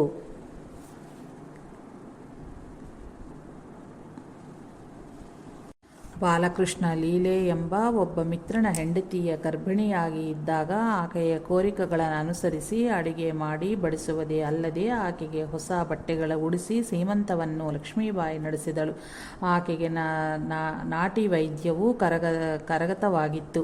ಆ ಪ್ರಾಂತ್ಯದ ಕಾಮಾಲೆ ರೋಗ ಬಂದವರು ಆಕೆಯ ಬಳಿ ಔಷಧಿ ಪಡೆದು ಸ್ವಸ್ಥರಾಗುತ್ತಿದ್ದರು. ಈ ದಂಪತಿಗಳು ಇಷ್ಟು ವೈಭವದಿಂದ ಇದ್ದ ಕಾರಣದಿಂದಲೇ ಬಾಬಾ ಅವರು ಶಿರಡಿಯಲ್ಲಿ ಕಾಕಾ ದೀಕ್ಷಿತರ ಉದ್ದೇಶಿಸಿ ಕಾಪರ್ಡೆಗೆ 200 ರುಗಳ ಕೊಡೆಂದು ಹೇಳಿದಾಗ ಅಂತಹ ದುಸ್ಥಿತಿ ಬಂದಿರಗದ ಕಾರಣ ಅವರ ಅಭಿಮಾನಕ್ಕೆ ಸರಿಯಾದ ಪೆಟ್ಟು ಬಿದ್ದಿತ್ತು. ಸಾಯಿನಾಥರ ಅತ್ಯಂತ ಅನುಗ್ರಹಕ್ಕೆ ಪಾತ್ರಳಾದ ಲಕ್ಷ್ಮೀಬಾಯಿ ಉರಫ್ ಮನುತಾಯಿ ಆರೋಗ್ಯವು 1928ರಲ್ಲಿ ಕ್ಷೀಣಿಸಲಾರಂಭಿಸಿ ಜ್ವರ, ಉಬ್ಬಸ, ಮೊಣಕಾಲು ಸೂಲಿನಿಂದ ಬಾಧಪಡುತ್ತಾ ಕಡೆಗೆ ಎದ್ದು ನಡೆಯಲಕ್ಕೂ ಆಗಿರಲಿಲ್ಲ. ಏಪ್ರಿಲ್ ತಿಂಗಳ ಕಡೆಯಲ್ಲಿ ಔಷಧಿಗಳು ಕೆಲಸ ಮಾಡದಾದವು. ಮುಂದಾಗುವುದ ಅರಿತ ಆಕೆ 11 ಜುಲೈ 1928ರಂದು ಕುಟುಂಬದವರೆಲ್ಲರೊಂದಿಗೂ ಸೇರಿ ಫೋಟೋ ತೆಗೆಸಿಕೊಂಡಳು. ಅದರ ನಂತರ ಒಂದು ದಿನ ನಡೆದ ಸನ್ನಿವೇಶ ಕಾಪರ್ಡೆ ಹೀಗೆ ಬರೆದುಕೊಂಡು ಇದ್ದರು. ನಾನು ಸಂಧ್ಯಾವಂದನೆ ಮಾಡಿಕೊಳ್ಳುತ್ತಿದ್ದಾಗ ನನ್ನ ಹೆಂಡತಿ ಒಂದು ದೇವತಾಮೂರ್ತಿಯ ಪೂಜಿಸಿದಂತೆ ನನ್ನನ್ನು ಪೂಜಿಸಿದಳು. ನಾನು ಆಶ್ಚರ್ಯಚಕಿತನಾಗಿ ಈ ದಿನ ಹೀಗ್ಯಾಕೆ ಮಾಡುತ್ತಿದ್ದೀಯಾ ಎಂದು ಕೇಳಿದನು. ಆಗ ಆಕೆ, ನಾನು ಪ್ರಶಾಂತವಾಗಿ ಈ ಲೋಕವನ್ನು ಬಿಟ್ಟು ಹೋಗಬೇಕಂತ ಇರುವನು ಎಂದಳು. ಭಗವಂತನಲ್ಲಿ ವಿಶ್ವಾಸವಿಟ್ಟು ಅವನ ಸಂಕಲ್ಪವನ್ನು ಸಂತೋಷವಾಗಿ ಸ್ವೀಕರಿಸೆಂದು ಮಾತ್ರ ಹೇಳಿದನು. ಅದನಂತರ 8 ದಿನಗಳಿಗೆ, ಅಂದರೆ 20 ಜುಲೈ 1928ರಂದು ನಡೆದದ್ದನ್ನು ಕಾಪರ್ಡೆ ಹೀಗೆ ಬರೆದುಕೊಂಡಿರುವರು. ನನ್ನ ಹೆಂಡತಿಯನ್ನು ನೋಡಲು ನಾನು ಮಹಡಿಯಿಂದ ಇಳಿದು ಹೋದನು. ಆಕೆಗೆ ರಾತ್ರಿಯಿಂದ ಬಾಧೆ ಹೆಚ್ಚಾಗಿ ನೋವು ಹೆಚ್ಚಾಗಿರುವುದಂತರೂ ಸಹ ಆಕೆ ಅತ್ಯಂತ ಪ್ರಶಾಂತವಾಗಿದ್ದು ಧೈರ್ಯವಾಗಿದ್ದಳು. ನಮ್ಮ ದೊಡ್ಡ ಮಗ ಸೂಚನೆಯಂತ ನಾವೆಲ್ಲರೂ ಬೇಗ ಸ್ನಾನ ಮುಗಿಸಿ ಮನೆಯಲ್ಲಿದ್ದು ಸ್ವಲ್ಪ ತಿಂದು ಆಕೆಯ ಹಾಸಿಗೆ ಪಕ್ಕದಲ್ಲಿಯೇ ಕುಳಿತು ಆಕೆಯನ್ನು ನೋಡಿಕೊಳ್ಳುತ್ತಾ ಇದ್ದವು. ಆಕೆಯನ್ನು ಆಕೆಯೇ ಕೊಠಾರಿಯಿಂದ ಹೊರಗೆ ತಂದು ಆಕೆಯನ್ನು ಹಾಗೆಯೇ ಕೊಠಾರಿಯಿಂದ ಹೊರಗೆ ತಂದು ನಮ್ಮ ಮನೆಯ ಪೂಜಾ ಕೋಣೆಯ ಎದುರಿರುವ ಪಡಸಾಲದಲ್ಲಿ ಮಲಗಿಸಿದವು. ಆಕೆಯ ಶ್ವಾಸವು ಕ್ಷಣ ಕ್ಷಣಕ್ಕೂ ಕ್ಷೀಣಿಸುತ್ತಿದ್ದರೂ ಸಹ ಆಕೆ ಮಾತ್ರ ಧೈರ್ಯವಾಗಿಯೂ ಪ್ರಶಾಂತವಾಗಿಯೂ ಇದ್ದು ಮಧ್ಯಾಹ್ನ 3:14 ಕಣ್ಣು ಮುಚ್ಚಿದಳು. ಮೊದಲು ನಾನು ದುಃಖವನ್ನು ತಡೆದುಕೊಳ್ಳಲಾರಾಗಿ ಹೋದನು. ಕಡೆಗೆ ನಿಗ್ರಹಿಸಿಕೊಂಡನು. ನಾನು ಜೀವಿಸಿರುವಾಗಲೇ ಆಕೆ ದೇಹ ತ್ಯಜಿಸಿದ ಕಾರಣ ಆಕೆಯನ್ನು ಅತ್ಯಂತ ಅದೃಷ್ಟವಂತಳೆಂದು ಎಲ್ಲರೂ ಪ್ರಶಂಸಿಸಿದರು. ಆಕೆಯ ದೇಹವನ್ನು ದಹನ ಮಾಡಿ ಬಂದ ಅನಂತರ ನನ್ನ ಮಗನು ಹೇಳಿದಾಗ ನನಗೊಂದು ವಿಷಯ ತಿಳಿತು. ಅದೇನೆಂದರೆ, ಆಕೆ ಕೆಲವು ವಾರಗಳ ಹಿಂದೆಯೇ ತನ್ನ ಆಭರಣಗಳನ್ನು ಬಟ್ಟೆಗಳನ್ನು ತನ್ನ ಸೊಸೆಯರೊಂದಿಗೆ ಹಂಚಿ ಎಲ್ಲರನ್ನೂ ಆಶೀರ್ವದಿಸದಳಂತೆ. ತನ್ನ ಗುರು ದರ್ಶನವೂ ಆಯಿತಂತೆ. ಆದ ಕಾರಣ ತಾನು ಮರಣ ಹೊಂದುವೆನೆಂದು ಆಕೆಗೆ ಖಂಡಿತವಾಗಿ ತಿಳಿದಿತ್ತಾಯಿತಂತೆ. ಆಕೆ ಔಷಧಗಳಿಗಾಗಲೇ ಕೇಳಲಿಲ್ಲ. ತನ್ನ ರೋಗ ವಾಸಿಯಾಗಬೇಕಂತನೂ ಪರಿತಪಿಸಲಿಲ್ಲ. ಅತ್ಯಂತ ಸಂತೋಷದಿ ಅಸುನೀಗಿಸಿದಳು. ಈಗಲೂ ಕೂಡ ಆಕೆ ಆನಂದವಾಗಿ ಇರುವಳೆಂಬ ವಿಷಯದಲ್ಲಿ ನನಗ್ಯಾವ ಸಂದೇಹವೂ ಇಲ್ಲ.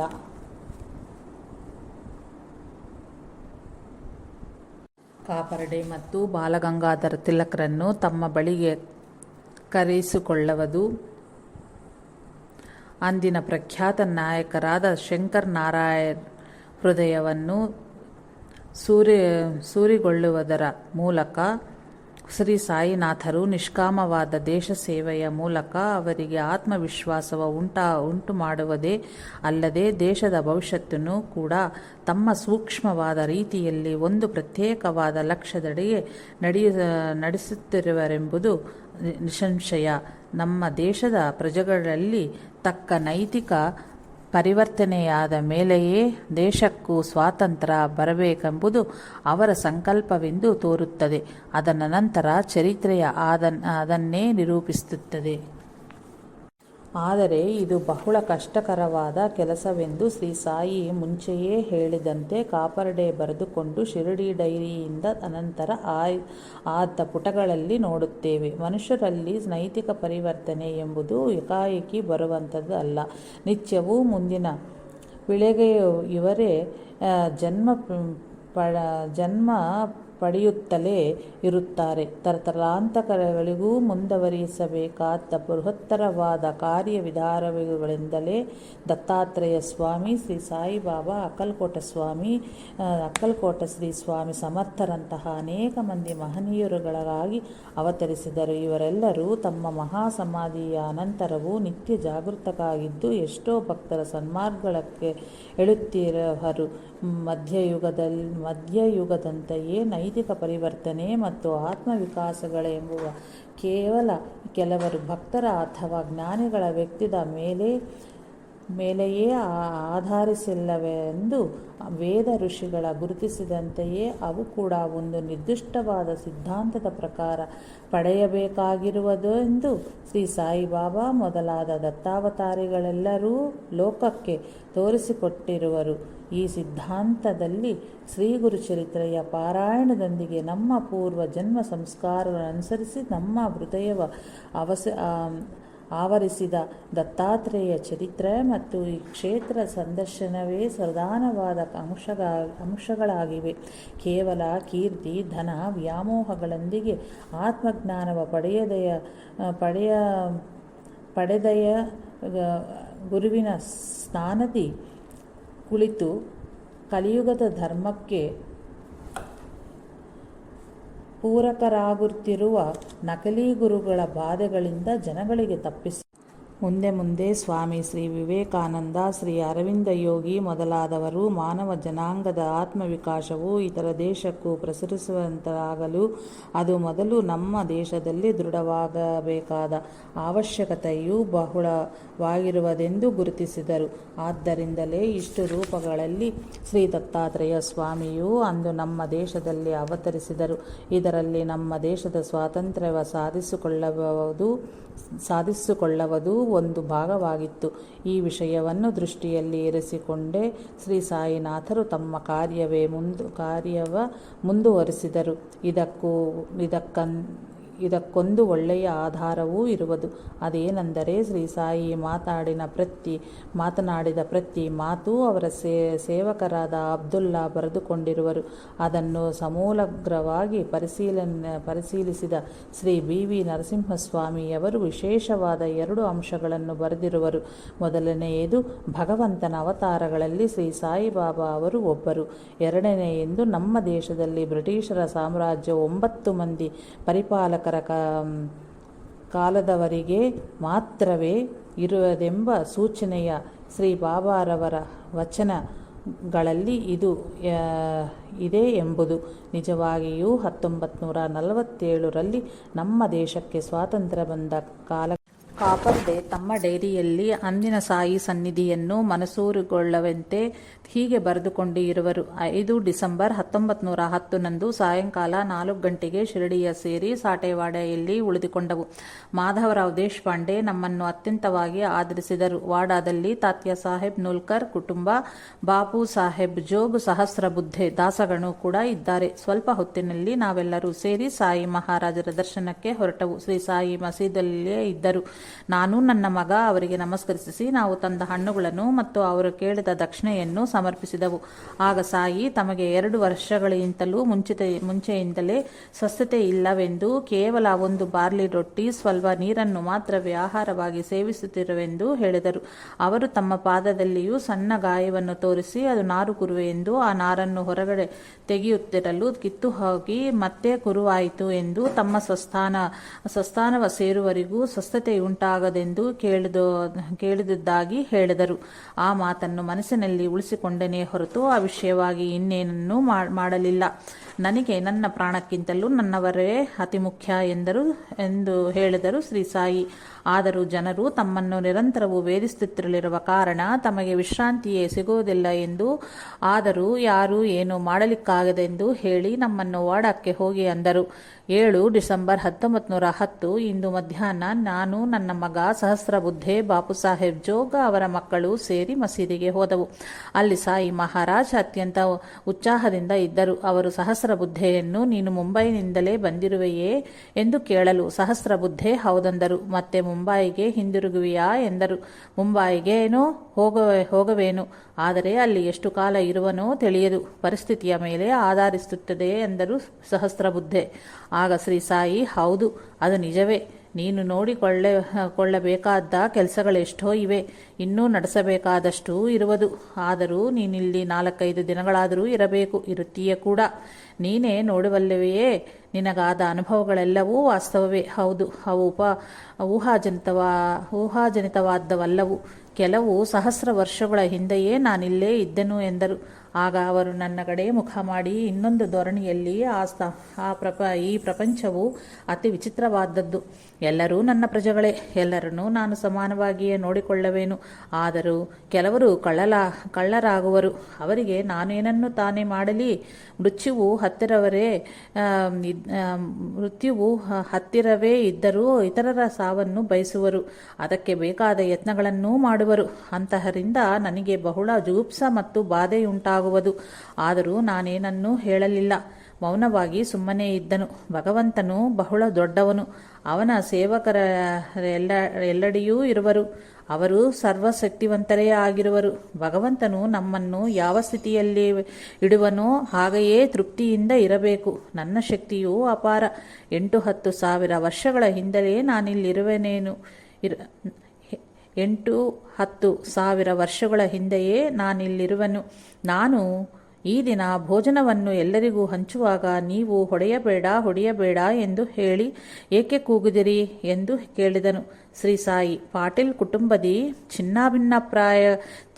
ಭಿನ್ನ ಪ್ರಾಯಗಳ ಏರ್ಪಟ್ಟು ಹೊಡೆದಾಡಿಕೊಳ್ಳುತ್ತಿರುವರು, ಅದಕ್ಕೆ ಹಾಗೆ ಹೇಳಿದನು ಎಂದರು ಶ್ರೀ ಸಾಯಿ ಮಹಾರಾಜ್. ವಿಸ್ತಾರವಾಗಿ ಹೇಳಲಸದವಾದ ಪರಿಯಲ್ಲಿ ಮೃದು ಮಧುರವಾಗಿ ಮಾತನಾಡಿದರು. ಅತ್ಯಂತ ಅಪರೂಪವಾಗಿ ಅಲೌಕಿಕವಾದ ಸೌಂದರ್ಯದಿ ಮಂದಹಾಸ ಬೀರಿದರು. ಹಿಂದಿನ ಸಂಭಾಷಣೆಯೂ ನನ್ನ ಹೃದಯದ ಮೇಲೆ ಶಾಶ್ವತವಾದ ಮುದ್ರೆಯನ್ನಿತ್ತು.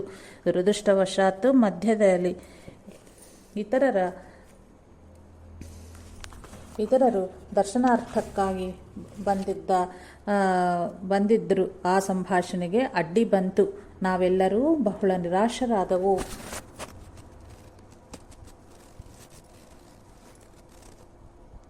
10 ಡಿಸೆಂಬರ್ 1910 ಸಾಯಿ ಸಾಹೇಬ್ ಇಂದಿನ ದಿನ ಬೆಳಿಗ್ಗೆ ವಾಯು ವಿಹಾರದಿಂದ ಮಸೀದಿಗೆ ಬಂದಾಗ ದರ್ಶಿಸಿದವು. ಅವರು ಒಂದೊಮ್ಮೆ ತಮ್ಮೊಂದಿಗೆ ಆಡಿಕೊಳ್ಳುತ್ತಿದ್ದ ಒಬ್ಬ ಹೆಣ್ಣು ಮಗುವಿನ ಪೂರ್ವಜನ್ಮದ ವೃತ್ತಾಂತವನ್ನು ಬಹು ಸಂತೋಷದಿಂದ ಹೇಳಿದರು.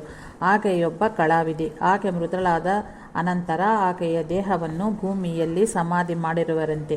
ಸಾಯಿ ಸಾಹೇಬ್ ಆ ದಾರಿಯಲ್ಲಿ ಹೋಗುತ್ತಾ ಆಕೆಯ ಸಮಾಧಿಯ ಬಳಿ ಒಂದು ರಾತ್ರಿಯ ಕಳೆದರಂತೆ.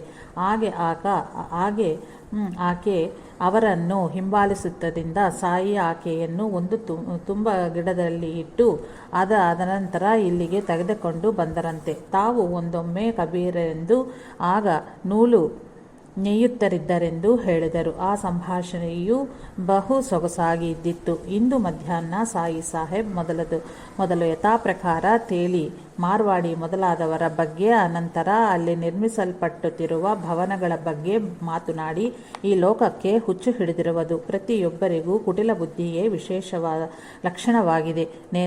ನಾನೆಂದಿಗೂ ಅಂತಹವರೊಂದಿಗೆ ಸಮಾನವಾಗಿ ಪ್ರವರ್ತಿಸನು. ಅವರು ಹೇಳಿದುದು ನಾನೆಂದಿಗೂ ಕೇಳಿಸಿಕೊಳ್ಳನು, ಉತ್ತರವನ್ನು ಕೊಡನು. ನಾನೇಕ ಕೊಡಬೇಕು ಎಂದರು. ಬಾಬು ಸಾಹೇಬ್ ಜೋಗ್ರ ಹೆಂಡತಿಗೆ ಸುಸ್ತು ಹೆಚ್ಚಾಗಿ ನೀರಸವಾಗಿ ಇದ್ದಿತ್ತು. ಸಾಯಿ ಬೋಧಗಳೇ ಕೇಳಿ ಆಕೆಗೆ ಬಹಳ ಗುಣ ಕಂಡಿತು. ಬಾಬಾ ಆಕೆಗೆ ಯಾವ ಔಷಧವನ್ನು ಕೊಡರು. ಆಕೆಗೆ ಸಹನೆ ಮೀರಿತನಿಸುತ್ತದೆ. ಈ ದಿನ ಮನೆಗೆ ಹಿಂದಿರುಗಬೇಕೆಂದ ಅಂದಳು. ಜೋಗರು ಕೂಡ ನಿಸ್ಸಹಾಯರಾಗಿ ಅನುಮತಿಸಿದರು. ಈ ದಿನ ಸಾಯಿ ಸಾಹೇಬ್ ಆಕೆಯ ಪರಿಸ್ಥಿತಿಯ ಬಗ್ಗೆ ಆಗಾಗ ವಿಚಾರಿಸಿ ಆಕೆ ಯಾವಾಗ ಹಿಂದಿರುಗಳು ಎಂದು ಕೇಳಿದರು. ಆದರೆ ಸಾಯಂಕಾಲ ಜೋಗ ಅವರ ಅನುಮತಿಯ ಕೋರಬೇಕಂತಿದ್ದರು. ಆದರೆ ಆಕೆಯಾಗ ಸ್ವಲ್ಪ ಸ್ವಸ್ಥಳಾದ್ದರಿಂದ ಆಕೆ ಹಿಂದಿರುಗ ಬಯಸಲಿಲ್ಲವೆಂದು ಹೇಳಿದಾಗ ನಾವು ಆಶ್ಚರ್ಯಚಕಿತರಾದವು.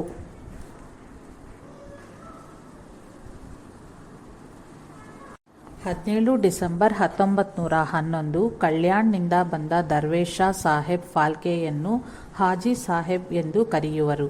ಅವರು ಹಳೆಯ ಕಾಲಕ್ಕೆ ಸೇರಿದ ಒಳ್ಳೆಯ ಮನುಷ್ಯ.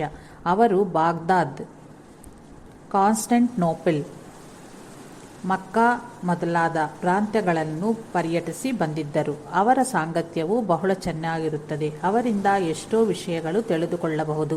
ಸಾಯಿ ಮಹಾರಾಜರಿಗೆ ಅವರೆಂದರೆ ಬಲು ಪ್ರೀತಿ. ಅವರಿಗೆ ಸಾಯಿ ಆಹಾರವನ್ನು ಕಳುಹಿಸುವುದೇ ಅಲ್ಲದೆ ಬಹುವಿಧಗಳಿಂದ ಆಧರಿಸಿ ಅಭಿಮಾನದಿಂದ ನೋಡಿಕೊಳ್ಳುತ್ತಿದ್ದರು.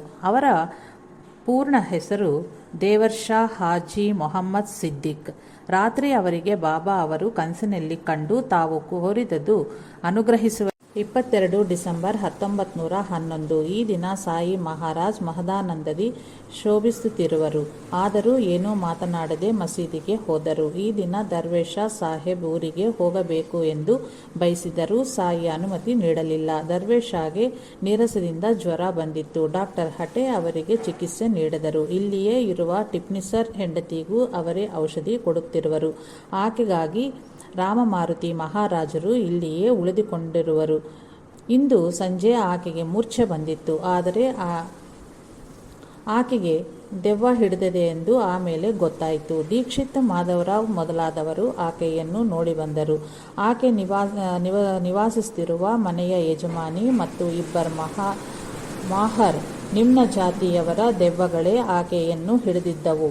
ಬಾಬಾ ಅವರು ನಿವಾರಿಸದಲ್ಲಿ ಆಕೆಯನ್ನು ಮುಗಿಸಿಬಿಡುತ್ತಿದ್ದುವೆಂದು ಆ ದೆವ್ವಗಳು ಹೇಳಿದವು. ಆಕೆಯನ್ನು ವಾಡಾಗೆ ಕೊಂಡೊಯ್ಯುವರೆಂದು ಹೇಳಿದರೆ ಅಲ್ಲಿ ಬಾಬಾ ತಮ್ಮನ್ನು ಹೊಡೆಯುತ್ತಾರೆಂದರಿಂದ ಹಾಗೆ ಮಾಡಬೇಡಿರೆಂದು ಆ ದೆವ್ವಗಳು ಬೇಡಿಕೊಂಡವು. ಡಿಸೆಂಬರ್ 23, 1911 ದರ್ವೇಶ್ ಶಾ ಸಾಹೇಬ್ ಅವರಿಗೆ ಊರಿಗೆ ಹಿಂದಿರುಗಲು ಬಾಬಾ ಅವರ ಅನುಮತಿ ಲಭಿಸಿತು. ಅವರು ಆಧ್ಯಾತ್ಮಿಕವಾಗಿ ಬಹಳ ಮುಂದುವರೆದಂತಿರುವರು.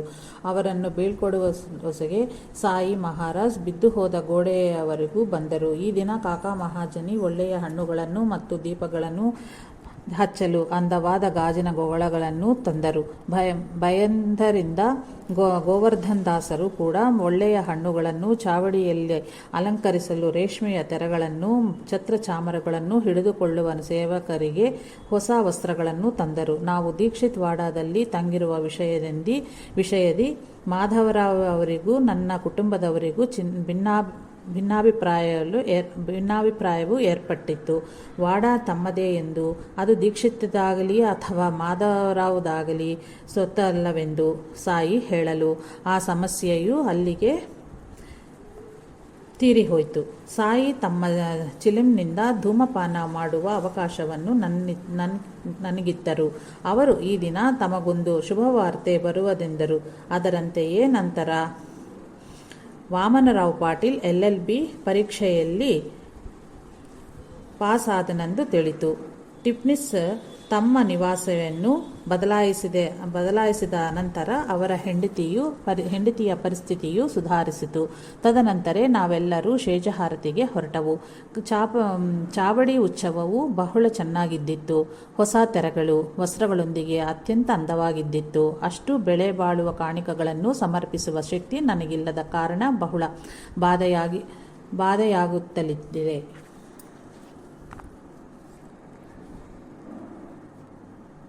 ಜನವರಿ 12, 1912 ನಾನು ಬೆಳಿಗ್ಗೆ ಸಾಯಿ ವಾಯುವಿಹಾರದಿಂದ ಮರಳಿ ಬಂದಾಗ ಅವರನ್ನು ದರ್ಶಿಸಿದೆನು. ಅವರು ಬಹು ಪ್ರಸನ್ನರಾಗಿದ್ದು ಮತ್ತೆ ಅವರ ಚಿಲಿಮಿನಿಂದ ನಾನು ಧೂಮಪಾನ ಮಾಡಿಕೊಳ್ಳಲು ನನಗದನ್ನೀಯುತ್ತಿದ್ದರು. ಅದನ್ನು ಸೇದುತ್ತಿದ್ದಂತೆಯೇ ನನ್ನ ಸಂಶಯಗಳೆಲ್ಲವೂ ತೊಲಗಿ ನನಗೆ ಮಹದಾನಂದವಾಯಿತು. ಮಧ್ಯಾಹ್ನ ಇಬ್ಬರು ನರ್ತಕಿಯರು ಮಧುರವಾಗಿ ಹಾಡುತ್ತಾ ನೃತ್ಯ ಮಾಡಿದರು. ಸಾಯಿ ಮಹಾರಾಜ್ ಪ್ರೇಮಾದರಗಳಿಂದ ಬಲವಂತನನ್ನು ಕರೆಯಿಸಿಕೊಂಡು ಸಾಯಂಕಾಲದವರೆಗೂ ಅವನನ್ನು ತಮ್ಮ ಸನ್ನಿಧಿಯಲ್ಲೇ ಉಳಿಸಿಕೊಂಡರು. ಜನವರಿ 13, 1912 ಕಾಕಡಹಾರತಿಗೆ ಹಾಜರಾದೆನು. ಈ ದಿನ ಸಾಯಿ ಒಂದು ಮಾತನ್ನು ಆಡಲಿಲ್ಲ. ನಿತ್ಯವೂ ಎಲ್ಲರಿಗೂ ಪ್ರಸಾದಿಸುತ್ತಲಿದ್ದ ಯೋಗದೃಷ್ಟಿಯನ್ನೂ ಅವರು ಪ್ರಸಾದಿಸಲಿಲ್ಲ. 15 ಜನವರಿ 1912 ಸಾಯಿ ಮಹಾರಾಜ್ ಹೊರಗೆ ಹೋಗುವ ಮೊದಲು ಬೆಳಗಿನ ಸಮಯವನ್ನು ನಾನು ಹೇಗೆ ಕಳೆದನೆಂದು ಕೇಳಿದರು. ನಾನು ಸದ್ಗ್ರಂಥವನ್ನು ಓದಿ ಮನನ ಮಾಡದಿದ್ದ ಕಾರಣ ಅವರು ಹಾಗೆ ತಿವಿದು ಎಚ್ಚರಿಸಿದರು. ಜನವರಿ 16, 1912 ಈ ದಿನ ಬೆಳಿಗ್ಗೆ ಉಪಾಸನಿ ಶಾಸ್ತ್ರಿ ಪರಮಾಮೃತ ಎಂಬ ವೇದಾಂತ ಗ್ರಂಥವನ್ನು ಓದುತ್ತಿರಲು ನಾನು ವಿವರಿಸಿದೆನು. ಸಾಯಿ ಮಸೀದಿಗೆ ಹಿಂದಿರುಗಿದ ಅನಂತರ ನಾನು ಅಲ್ಲಿಗೆ ತಲುಪಲು ತಡವಾಯಿತು. ಯಾವ ರೀತಿಯ ಅಸಂತೃಪ್ತಿಯನ್ನು ಪ್ರಕಟಿಸದೆ ಅವರು ನನ್ನೊಂದಿಗೆ ಪ್ರೇಮಾದರಗಳಿಂದ ವ್ಯವಹರಿಸಿದರು. ಸಾಯಂಕಾಲ ನಾವು ಮಸೀದಿಗೆ ಹೋದಾಗ ಅವರು ನಮ್ಮನ್ನು ಬಹಳ ಹೊತ್ತು ಅಲ್ಲಿ ಕುಳಿತುಕೊಳ್ಳಲು ಅವಕಾಶವೀಯಲಿಲ್ಲ. ಅವರೂ ಸಹ ಈ ದಿನ ವಾಯುವಿಹಾರವನ್ನು ಬೇಗ ಮುಗಿಸಿಕೊಂಡು ಹಿಂದಿರುಗಿ ನಮ್ಮನ್ನು ತಕ್ಷಣವೇ ನಮ್ಮ ಸ್ಥಳಗಳಿಗೆ ಹೊರಡಲು ಆದೇಶಿಸಿದರು. ಆಗ ನಮಗೆ ಆ ಚರ್ಯೆಯು ಅರ್ಥವಾಗದಿದ್ದರೂ ನಾವು ವಸತಿ ಗೃಹಕ್ಕೆ ಹಿಂದಿರುಗಿದ ಅನಂತರ ಅಸ್ವಸ್ಥವಾಗಿದ್ದ ದೀಕ್ಷಿತರ ಮನೆಯ ಕೆಲಸದವಳು ಹರಿ ಅದಕ್ಕೆ ಸ್ವಲ್ಪ ಮುಂಚೆಯೇ ತೀರಿಕೊಂಡರೆಂದು ತಿಳಿತು. ನಾವು ವಸತಿ ಗೃಹದಲ್ಲಿಯೇ ಆರತಿ ಮಾಡಿದೆವು. ತದನಂತರ ಶೇಷಹಾರತಿಗೆ ಹೋದೆವು. ಈ ದಿನ ಸಾಯಿ ಮಹಾರಾಜ್ ನಮ್ಮೆಲ್ಲರ ಮೇಲೆಯೂ ಪ್ರತ್ಯೇಕವಾದ ಅನುಗ್ರಹವನ್ನು ಪ್ರಸಾದಿಸಿದರು. ಅಲೌಕಿಕವಾದ ಸಂತೋಷ ಮತ್ತು ಜ್ಞಾನವು ನಮ್ಮೆಲ್ಲರಿಗೂ ಅದ್ಭುತವಾದ ಸ್ರವಂತಿಯಾಗಿ ಲಭಿಸಿತು. ರಾಮಮಾರುತಿಯನ್ನು ಅವರು ಹಾಗೆಯೇ ಅನುಗ್ರಹಿಸಿದರು. ಅನಂತರ ಎಲ್ಲರೂ ಒಟ್ಟಿಗೆ ಚಾವಡಿಯಲ್ಲಿ ಕಾಕಡಹಾರತಿಗೆ ಹಾಜರಾದವು. ಮೇಘನು ಅತ್ಯಂತ ಅಸ್ವಸ್ಥವಾಗಿರುವ ಕಾರಣ ಅವನು ಬರಲಾಗಿರಲಿಲ್ಲ. ಆರತಿಯನ್ನು ಬಾಬು ಸಾಹೇಬ್ ಜೋಗುರು ಮಾಡಿದರು. ಸಾಯಿ ಅತ್ಯಂತ ಪ್ರಸನ್ನದಿಂದ ಮಂದಹಾಸದ ಬೀರಿದರು. ಆಗ ಆ ನಗುವನ್ನು ಒಂದು ಬಾರಿ ನೋಡುವುದಕ್ಕಾಗಿಯಾದರೂ ಇಲ್ಲಿ ಕೆಲವು ವರ್ಷಗಳಾದರೂ ಕಾದಿರಬಹುದು. ಹಿಡಿಸಲಾರದಷ್ಟು ಸಂತೋಷದಿಂದ ನಾನು ಹುಚ್ಚನಂತ ನೋಡುತ್ತಲಿದ್ದು ಬಿಟ್ಟನು. 18 ಜನವರಿ 1912 ಅನಂತರ ಸಾಯಿ ಮಹಾರಾಜ್ ಬೇರೊಂದು ಕಥೆಯನ್ನು ಪ್ರಾರಂಭಿಸಿದಂತೆಯೇ ಅಪರಿಚಿತನಾದ ಫಕೀರೊಬ್ಬರು ಬಂದು ಸಾಯಿಯ ಪಾದಗಳಿಗೆ ನಮಸ್ಕರಿಸಿದರು. ಸಾಯಿ ಕೋಪದಲ್ಲಿ ಅವನಿಂದ ಬಿಡಿಸಿಕೊಳ್ಳ ಯತ್ನಿಸಿದರು. ಆದರೂ ಅವನು ಅತಿ ನಮ್ರವಾಗಿ ಪ್ರಶಾಂತವಾದ ಬಲದಿಂದ ಅವರ ಪಾದಗಳನ್ನು ಹಿಡಿದುಕೊಂಡನು. ಕಡೆಗೆ ಅವನು ಹೊರಗೆ ಹೋಗಿ ಪ್ರಹರಿ ಗೋಡೆಯ ಬಳಿ ನಿಂತನು. ಸ್ವಾಮಿ ಉಗ್ರರಾಗಿ ಆರತಿಯ ಪಾತ್ರೆಗಳನ್ನು ಮತ್ತು ಭಕ್ತರ ಸಮರ್ಪಿಸುವ ನೈವೇದ್ಯಗಳನ್ನು ಎತ್ತಿ ಬಿಸಾಡಿದರು. ನಂತರ ರಾಮಮಾರುತಿ ಬುವಾವನ್ನು ಏಕಾಏಕಿ ಮೇಲಕ್ಕೆತ್ತಿದರು. ಆ ಸಮಯದಲ್ಲಿ ಅವರಿಗೆ ಊರ್ಧ್ವಲೋಕಕ್ಕೆ ಹೋದಷ್ಟು ಸಂತೋಷವಾಯಿತಂತೆ. ಭಾಗ್ಯ ಎಂಬುವನನ್ನು ಮತ್ತೊಬ್ಬ ಗ್ರಾಮಸ್ಥನ್ನು ಸಾಯಿ ಹೊಡೆದರು. ಸೀತಾರಾಮ ಎಂಬ ವ್ಯಕ್ತಿ ಆರತಿಯ ಪ್ರಾರಂಭಿಸಿದನು. ಮಾರ್ಥಾಂಡ್ ಮಹಲ್ಸಾಪತಿ ಅತ್ಯಂತ ಸಮಯಸ್ಫೂರ್ತಿಯೊಂದಿಗೆ ಆರತಿಯು ಸುಗಮವಾಗಿ ಸಾಗುವಂತೆ ಎಚ್ಚರ ವಹಿಸಿದರು. ಬಾಬಾ ತಮ್ಮ ಆಸನೆಯಿಂದ ಎದ್ದು ಹೋದರು. ಭಕ್ತರು ಆರತಿಯ ಮುಂದುವರೆಸಿದರು. ಅದು ಪೂರ್ಣಗೊಳ್ಳುವುದರಾಗಿ ಬಾಬಾ ಮತ್ತೆ ತಮ್ಮ ಸ್ಥಾನದಿ ಬಂದು ಕುಳಿತು ಎಲ್ಲರಿಗೂ ಊದಿಯನ್ನು ಹಂಚಿದರು. ಈ ದಿನ ಸಾಯಂಕಾಲ ಅಸ್ವಸ್ಥವಾಗಿರುವ ಮೇಘನ ಜ್ವರ ಉಳ್ಳವಗೊಂಡದರಿಂದ ಎದ್ದು ನಿಲ್ಲಲು ಅವನಿಂದ ಆಗುತ್ತಿಲ್ಲ. ಅವನಿಗೆ ಅಂತಿಮ ಗಳಿಗೆಯ ಸಮೀಪಿಸುತ್ತಿದ್ದಂತೆಯೇ ಎಂದರು ಸಾಯಿ.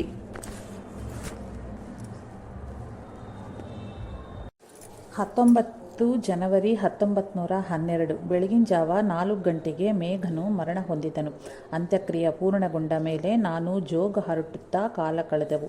ನಾನು ಸಾಯಂಕಾಲ ಸಾಯಿ ದರ್ಶನಾರ್ಥಕ್ಕಾಗಿ ಹೋಗಿರಲು ಸಾಯಿ ನಾನು ಮಧ್ಯಾಹ್ನವನ್ನು ಹೇಗೆ ಕಳೆದನೆಂದು ಕೇಳಿದರು. ಸಮಯವನ್ನೆಲ್ಲ ಹರಟೆಯಲ್ಲಿ ಪೂಲು ಮಾಡಿದನೆಂದು ಹೇಳಬೇಕಾಗಿ ಬಂದಿದ್ದರಿಂದ ನನಗೆ ಬಹಳ ಬಾಧೆ ಆಯಿತು.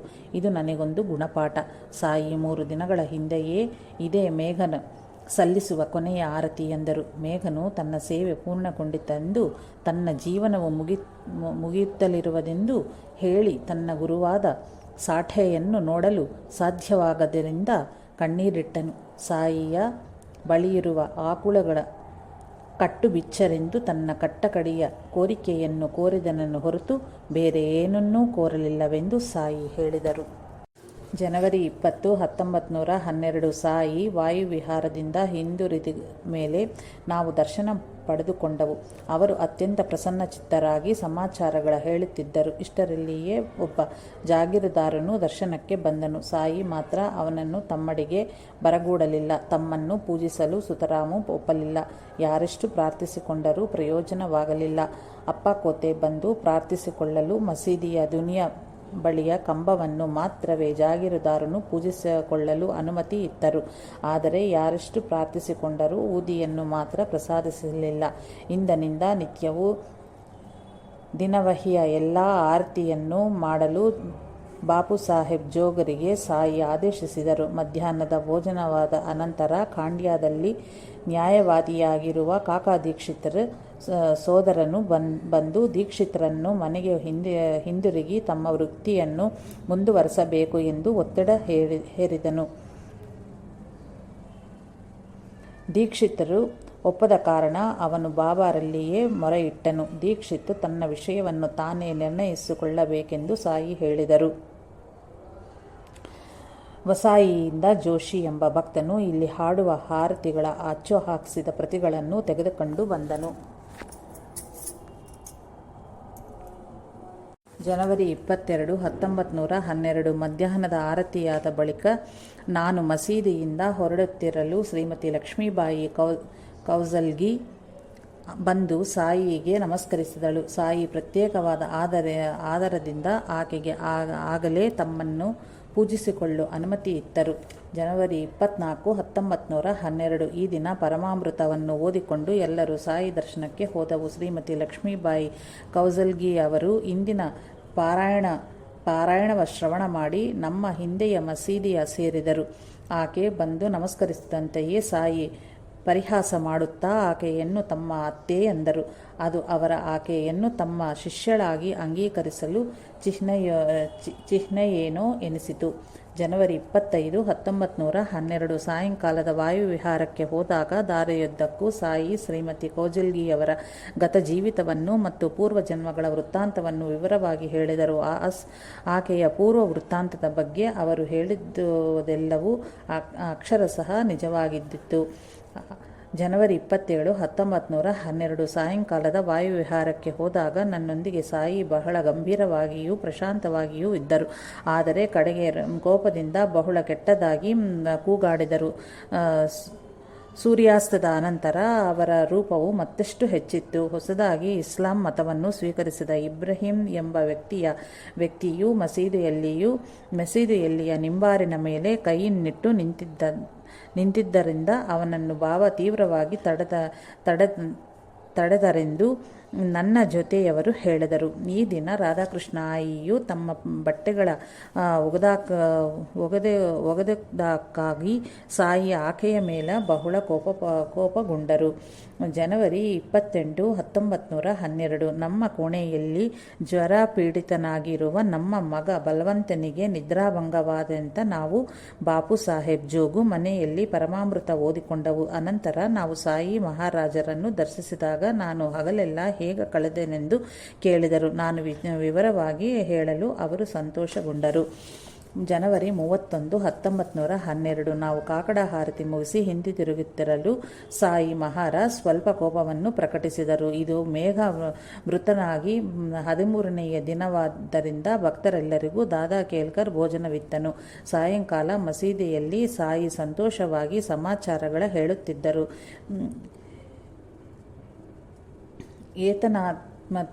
ಏತನ್ಮಧ್ಯೆ ಹಾಡುತ್ತಾ ನೃತ್ಯ ಮಾಡಿದರು. ಅವರನ್ನು ನೋಡುತ್ತಿದ್ದರೆ ಆ ದಿನ ಗೋಕುಲದಲ್ಲಿಯ ಶ್ರೀಕೃಷ್ಣನು ನೆನಪಾದನು.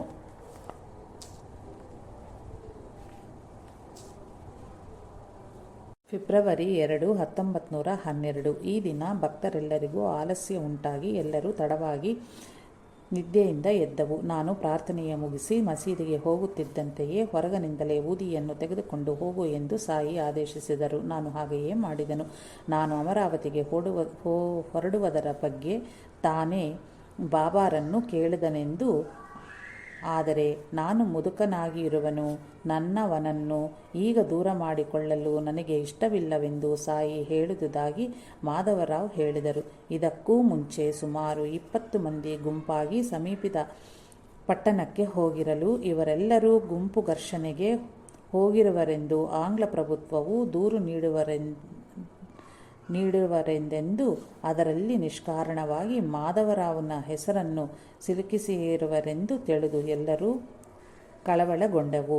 ಫೆಬ್ರವರಿ 4, 1912 ನಾರಾಯಣರಾವ್ ಭಮನ್ಗಾಂವ್ಕರ್ ಎಂಬ ಭಕ್ತನಿಗಾಗಿ ಯಾರೋ 2 ವ್ಯಕ್ತಿಗಳು ಬಂದಿದ್ದರು. ಅವರಲ್ಲಿ ದೊಡ್ಡವನಾದ ಶಿವಾನಂದ ಶಾಸ್ತ್ರಿಯೊಂದಿಗೆ 2 ಬ್ರಾಹ್ಮಣ ಸ್ತ್ರೀಯರೂ ಬಂದಿದ್ದರು. ಅವರಲ್ಲಿ ಬ್ರಹ್ಮಾನಂದಬಾಯಿಗೆ 3 ವರ್ಷಗಳ ಹಿಂದೆ ನಾಸಿಕ್ ಸೇರಿದ ನಿಜ. ಫೆಬ್ರವರಿ 6, 1912 ನಾನು ಮತ್ತೆ ಮನೆಗೆ ಹಿಂದಿರುಗಲು ನನಗೆ ಸಾಯಿಯವರ ಅನುಮತಿ ಲಭಿಸಬಹುದೆಂದು ಮಾಧವರಾವ್ ಹೇಳಿದರು. ನಾನು ಬೆಳಿಗ್ಗೆ 7:30ಕ್ಕೆ ಮಸೀದಿಗೆ ಹೋಗಲು ಸಾಯಿ ನನ್ನನ್ನು ಸಾಯಂಕಾಲ ಬಾ ಎಂದರು. ನಾನು ಸಾಯಂಕಾಲ ಮಸೀದಿಯೊಳಗೆ ಕಾಲಿಡುತ್ತಂತೆಯೇ ನಾನು ನಾಳೆ ಹೊರಡಬಹುದೆಂದು, ತಾವು ಈ ವಿಷಯವನ್ನು ಹಗಲಿರಲೆನ್ನದೆ ಸತತವಾಗಿ ಆಲೋಚಿಸುತ್ತಿರುವೆಂದು ಸಾಯಿ ಹೇಳಿದರು. ಎಲ್ಲರೂ ಕಳ್ಳರೇ ಹೌದು, ಆದರೆ ಏನು ಮಾಡುವುದು ಎಂದರು ಬಾಬಾ. ಅವರನ್ನು ಹೇಗಾದರೂ ದಾರಿಗೆ ತರಬೇಕಲ್ಲವೇ? ಅವರನ್ನು ಸರಿಪಡಿಸುವುದು ಇಲ್ಲವೇ ರೂಪಾಂತರಗೊಳಿಸುವುದು, ಯಾವುದೋ ಒಂದನ್ನು ಮಾಡೆಂದು ಅಲ್ಲಾಹನನ್ನು ಹಗಲೆರಳು ಪ್ರಾರ್ಥಿಸುತ್ತಿರುವನು. ಆದರೆ ಅವನು ನಿಧಾನಿಸುತ್ತಿರುವನು. ಈ ವೈಖರಿಯನ್ನು ಅವನು ಆಮೋದಿಸುತ್ತಿಲ್ಲವೆಂದ ಅನಿಸುತ್ತದೆ. 1-2 ತಿಂಗಳವರೆಗೂ ಕಾದು ನೋಡುವನು. ಆದರೆ ಬದುಕಿಯಾಗಲಿ ಸತ್ತಾಗಲಿ ನನ್ನ ಪ್ರಾರ್ಥನೆಯನ್ನು ಈಡೇರಿಸಿಕೊಳ್ಳುವೆನು. ತೇಲಿ ಹತ್ತಿರವಾಗಲಿ ವಣಿಯ ಬಳಿಗಾಗಲಿ ಹೋಗಿ ಬೇಡನು. ಇಂದಿನ ಜನಗಳಲ್ಲಿ ಒಳ್ಳೆಯತನ, ಭಕ್ತಿ ಮತ್ತು ಸ್ಥಿರ ಚಿತ್ತ ಇಲ್ಲವು. ಯಾರೂ ಕೆಲವು ಮಂದಿ ಸಮಾವೇಶಗೊಂಡು ಸದ್ಗೋಷ್ಠಿಗಳ ನಡೆಸಿಕೊಂಡು ಧ್ಯಾನ ಮಾಡಿಕೊಳ್ಳವರು ಎಂದರು ಸಾಯಿ. ನಾನು ನಮ್ಮ ಊರಿಗೆ ಹಿಂದಿರುಗುವುದರ ಬಗ್ಗೆ ಫಕೀರ್ ಬಾಬಾ ಪ್ರಸ್ತಾಪಿಸಲು ಅವನು ನಾಳೆ ಹೋಗುತ್ತಾನೆಂದು ಅಲ್ಲವೇ ಎಂದರಂತೆ ಸಾಯಿ. ನನ್ನ ಹೆಂಡತಿ ಕೇಳಲು ಅವನು ನನ್ನನ್ನು ಕೇಳಲಿಲ್ಲವೇ, ನಾನೇನು ಹೇಳಲಿ ಎಂದರಂತೆ. ಸ್ವಲ್ಪ ಹೊತ್ತಿನಲ್ಲಿಯೇ ನಾನಲ್ಲಿಗೆ ಹೋಗುವ ವೇಳೆಗೆ ನಾನು ದಾದಾ ಭಟ್ ಬಳಿ 500 ರೂಗಳನ್ನು ಮತ್ತೊಬ್ಬರ ಬಳಿ 200 ರೂಗಳನ್ನು ತಂದು ಅವರಿಗೆ ಸಮರ್ಪಿಸಿದ ಹೊರತು ನಾನು ಹೊರಡಲು ಸಾಧ್ಯವಿಲ್ಲವೆಂದು ಸಾಯಿ ಹೇಳಿದರು. ಫೆಬ್ರವರಿ 7, 1912 ಬುಧವಾರ ಸಾಯಿ ವಾಯುವಿಹಾರದಿಂದ ಹಿಂದಿರುಗಿದ ಮೇಲೆ ನಾನು ಮಸೀದಿಗೆ ಹೋದನು. ಅಲ್ಲಿಯ ಅಂಗಣದಲ್ಲಿ ಒಬ್ಬ ಭಿಕ್ಷುಕನು ಕೋತಿಯನ್ನು ಆಡಿಸುತ್ತಿದ್ದರೆ ಸಾಯಿ ಅದನ್ನು ನೋಡುತ್ತಿದ್ದರು. ಅಲ್ಲಿ ಒಬ್ಬ ಗಾಯಕಿ, ಒಬ್ಬ ನರ್ತಕಿಯೂ ಇದ್ದರು. ಅನಂತರ ಗಾಯಕಿಯು ತನ್ನ ಮಧುರವಾದ ಕಂಠದಿಂದ ಒಳ್ಳೊಳ್ಳೆ ಭಕ್ತಿ ಕೀರ್ತನೆಗಳು ಹಾಡಿದಳು. ಅನಂತರ ಶಿವಾನಂದ ಶಾಸ್ತ್ರಿ, ಬ್ರಹ್ಮಾನಂದ ಬಾಯಿ ಬಂದು ಸಾಯಿಗೆ ಪೂಜೆಯನ್ನು ಸಲ್ಲಿಸಿದರು. ಅವರೆಲ್ಲರೂ ನಮ್ಮನವರು ಎಂದು ಕರೆಯುವ ಬ್ರಹ್ಮಾನಂದ ಬಾಯಿ ಅತ್ಯಂತ ಮಧುರವಾಗಿ ಹಾಡಿದಳು. ಫೆಬ್ರವರಿ 9, 1912 ಶುಕ್ರವಾರ. ಈ ದಿನ ಬೆಳಿಗ್ಗೆ ನಾನು ಮಸೀದಿಗೆ ಹೋದನು. ಬಾಬಾ ಬಹಳ ಸಂತೋಷದಿಂದ ಇದ್ದರು. ಕಿಶ್ಯ ಎಂಬ ಹುಡುಗನು ಅಲ್ಲಿಗೆ ಬಂದನು. ನಾವೆಲ್ಲರೂ ಅವನನ್ನು ಶಿಷ್ಯ ಎಂದು ಕರೆಯುತ್ತೇವೆ. ಸಾಯಿ ಅವನನ್ನು ನೋಡುತ್ತಲೇ ಅವನ ಗತಜನ್ಮದಿ ರೋಹಿಲ್ಲ ಎಂದು, ಬಹಳ ಒಳ್ಳೆಯವನೇ ಎಂದು, ಬಹಳ ಹೊತ್ತು ಪ್ರಾರ್ಥನೆ ಮಾಡುತ್ತಾನೆ ಎಂದು ಹೇಳಿದರು. ಒಮ್ಮೆ ಅವನು ಸಾಯಿ ಸಾಹೇಬ್ರ ತಾತನವರ ಮನೆಗೆ ಅತಿಥಿಯಾಗಿ ಬಂದಿದ್ದನಂತೆ. ಅವರ ತಾತನವರ ಸೋದರಿಯೂ ಬೇರೆಯಾಗಿ ಜೀವಿಸುತ್ತಿದ್ದಳಂತೆ. ಆಗ ಚಿಕ್ಕ ಹುಡುಗನಾಗಿದ್ದ ಸಾಯಿ ಆ ರೋಹಿಲ್ಲ ಆಕೆಯನ್ನು ಮದುವೆ ಮಾಡಿಕೊಳ್ಳಬೇಕು ಎಂದು ಪರಿಹಾಸವಾಡಿದರಂತೆ. ಅನಂತರ ಹಾಗೆಯೇ ಆಯಿತಂತೆ.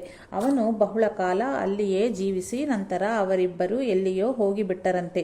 ಅವನು ಸತ್ತು ಹೋದ ಮೇಲೆ ಸಾಯಿಯೇ ಅವನನ್ನು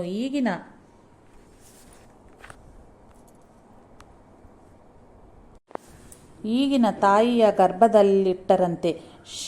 ಶಿಷ್ಯ ಬಹಳ ಅದೃಷ್ಟವಂತನಾಗುವನೆಂದು ಕೆಲವು ಸಹಸ್ರ ಮಂದಿ ಅವನಿಗೆ ಶರಣಾಗತರಾಗುತ್ತಾರೆ ಎಂದು ಸಾಯಿ ಹೇಳಿದರು. ಮಧ್ಯಾಹ್ನ ಆರತಿ ನಡೆಯುತ್ತಿದ್ದಾಗ ಸಾಯಿ ಏನೇನೋ ಸನ್ನೆಗಳಿಂದ ಶಿವಾನಂದ ಶಾಸ್ತ್ರಿಗೆ ಏನೇನೋ ಬೋಧಿಸಿದರಂತೆ.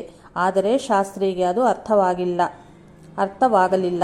ಅವರು ಹಾಗೆಯೇ ಜೋಗ್ರ ಕಡೆಗೂ ಮುಖ ಮಾಡಿ ಸನ್ನೆಗಳನ್ನು ಮಾಡಿದರು. ಶ್ರೀ ಸಾಯಿನಾಥರು ಮಹಾಸಮಾಧಿಯನ್ನೈದ ಅನಂತರ ದಾದಾ ಸಾಹೇಬ್ ಕಾಪರ್ಡೆ ಕುಟುಂಬವು ಮತ್ತೆ ಹಿಂದಿನಿಂದ ಉನ್ನತ ದಶೆಗೆ ಬಂದಿತ್ತು. ಅವರ ಮಕ್ಕಳು ಜೀವನದಿ ಉತ್ತಮ ಸ್ಥಿತಿಯನ್ನು ಹೊಂದಿದರು.